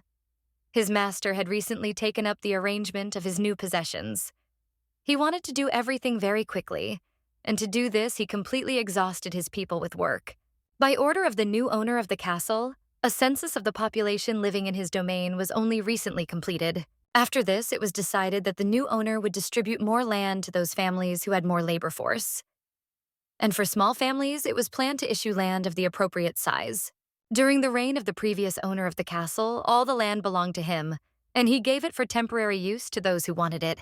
And as a result of this rent, the greater part of the harvest went to the Lord, and a small part of it was distributed among all the inhabitants of his domain. But now, according to the changes of the new master, everything had to change.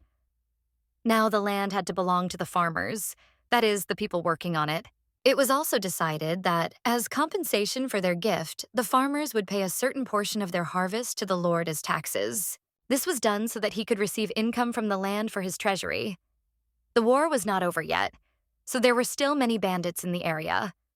And that is why it was a bold decision to distribute the land to its users. Unfortunately for the young man, this was not his master's only idea. Due to the fact that he generated them with astonishing speed, The young man had a lot of work, and he even began to sleep much less lately. When the young man just remembered his master's actions again, he thought that he was not the only one who thought that this was too bold a reform, and that it should be postponed a little. His companion was also deep in thought at this time.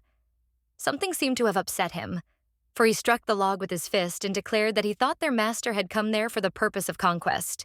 The young man looked at the angry warrior, but did not try to dissuade him, because similar thoughts constantly arose in his head.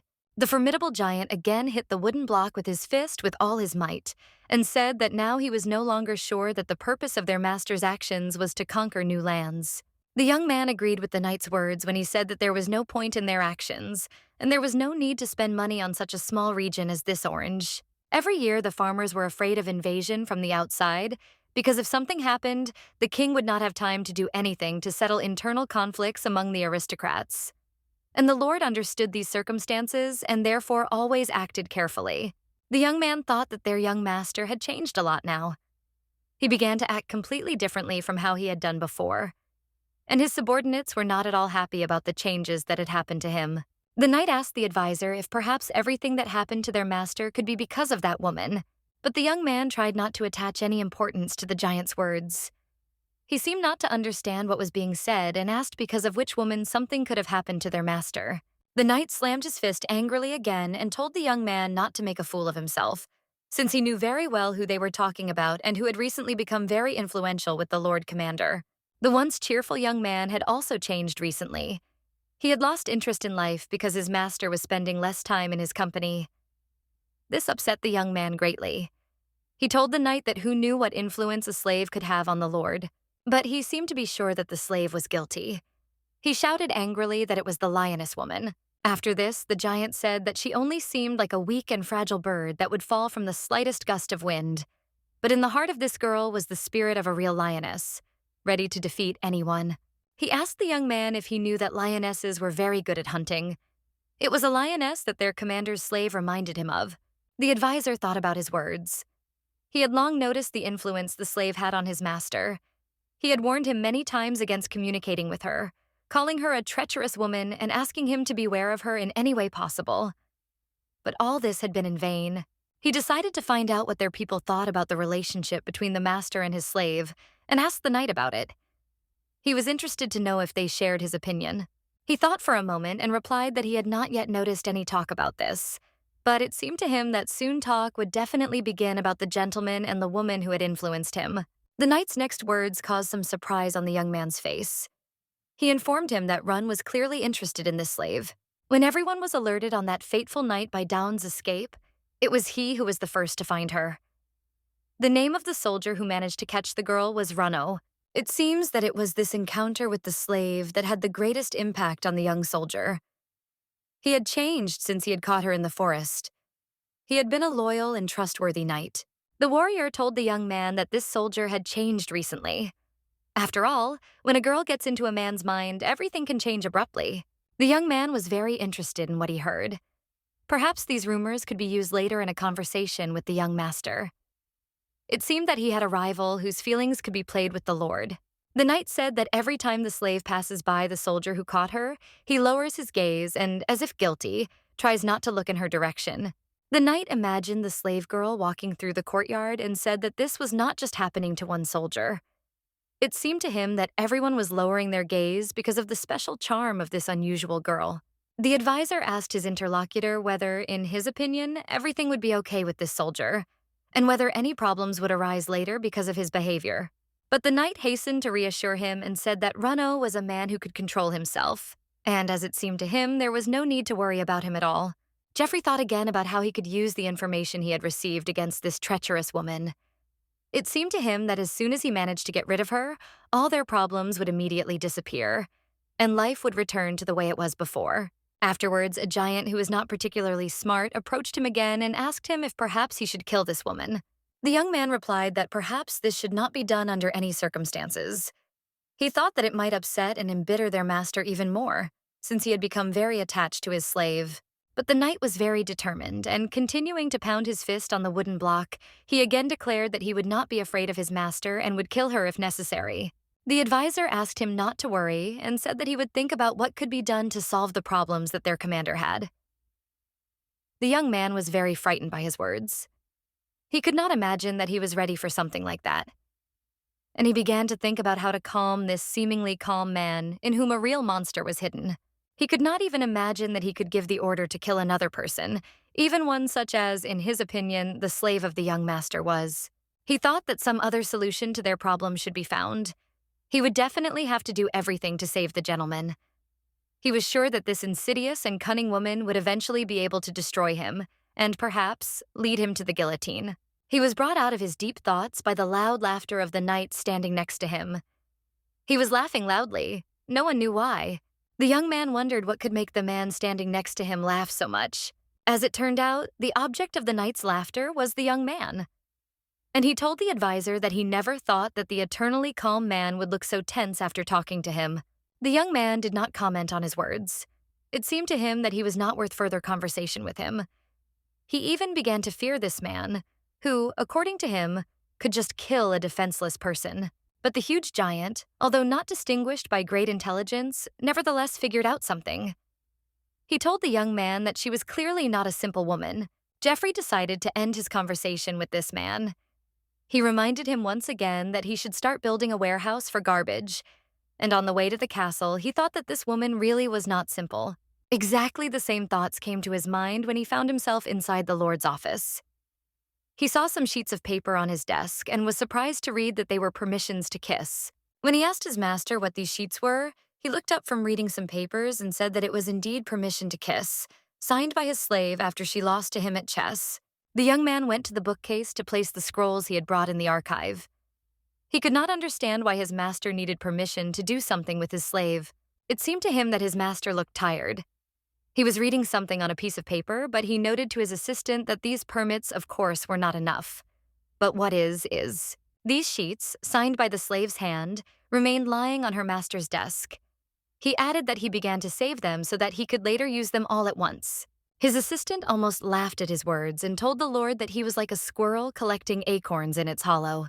It was very likely that the young man's master was not in the best of spirits at the time. He was not at all interested in the words of the advisor, and he remarked to him that he did not like such an analogy at all. But then, after thinking a little about the words he heard from the advisor, the young man laughed slightly and said that she was perfect for his current position. The young man was glad to have cheered up his master a little. He asked how he was doing and whether he needed his help. In response, the Lord Commander asked if his colleague was free that evening. The young man took the papers from his master's hands to see what could have interested the owner of the castle so much, and answered him that he was absolutely free that evening. These papers were about a new law that their lord had signed. They were about garbage collection. After a while, the lord told his advisor that he would go with him that evening. The young man replied that he was ready to fulfill any wish of his master, and everything would be as he wished. He moved towards his workplace and began to think about what they would do this evening. But the work was not going well for the Lord's advisor. All his thoughts were occupied with what they had to do later. He also heard a couple of times that the slave of Lord Dion often left the castle in the middle of the night, heading towards the forest. It seemed that his tired boss had managed to fall asleep, half lying in his comfortable chair, while the young man was looking at the papers in the bookcase. He began to think again about the changes in the Lord's behavior. Previously, when the master played with women, he still remained lonely, but it seemed that this time it was a little different. The young gentleman's advisor thought that he had never been interested in the personal lives of the women he was interested in. He only used them, and the satisfaction of material and carnal needs was his first priority. He looked at the back of his master's head and thought that who could have thought and said earlier that there would be such a woman who could so strongly captivate his gaze and thoughts. The young man was very worried that the gentleman might not be able to cope with the experiences that had befallen him, and as a result, he would commit some stupid act. This could ruin him and everyone around him.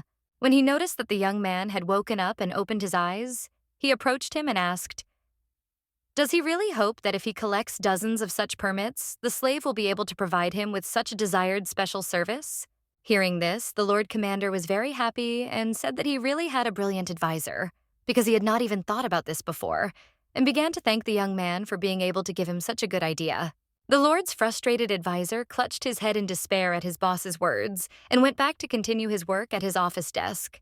In the cares of repairing and beautifying the castle and its surroundings, time passed very quickly for all its inhabitants.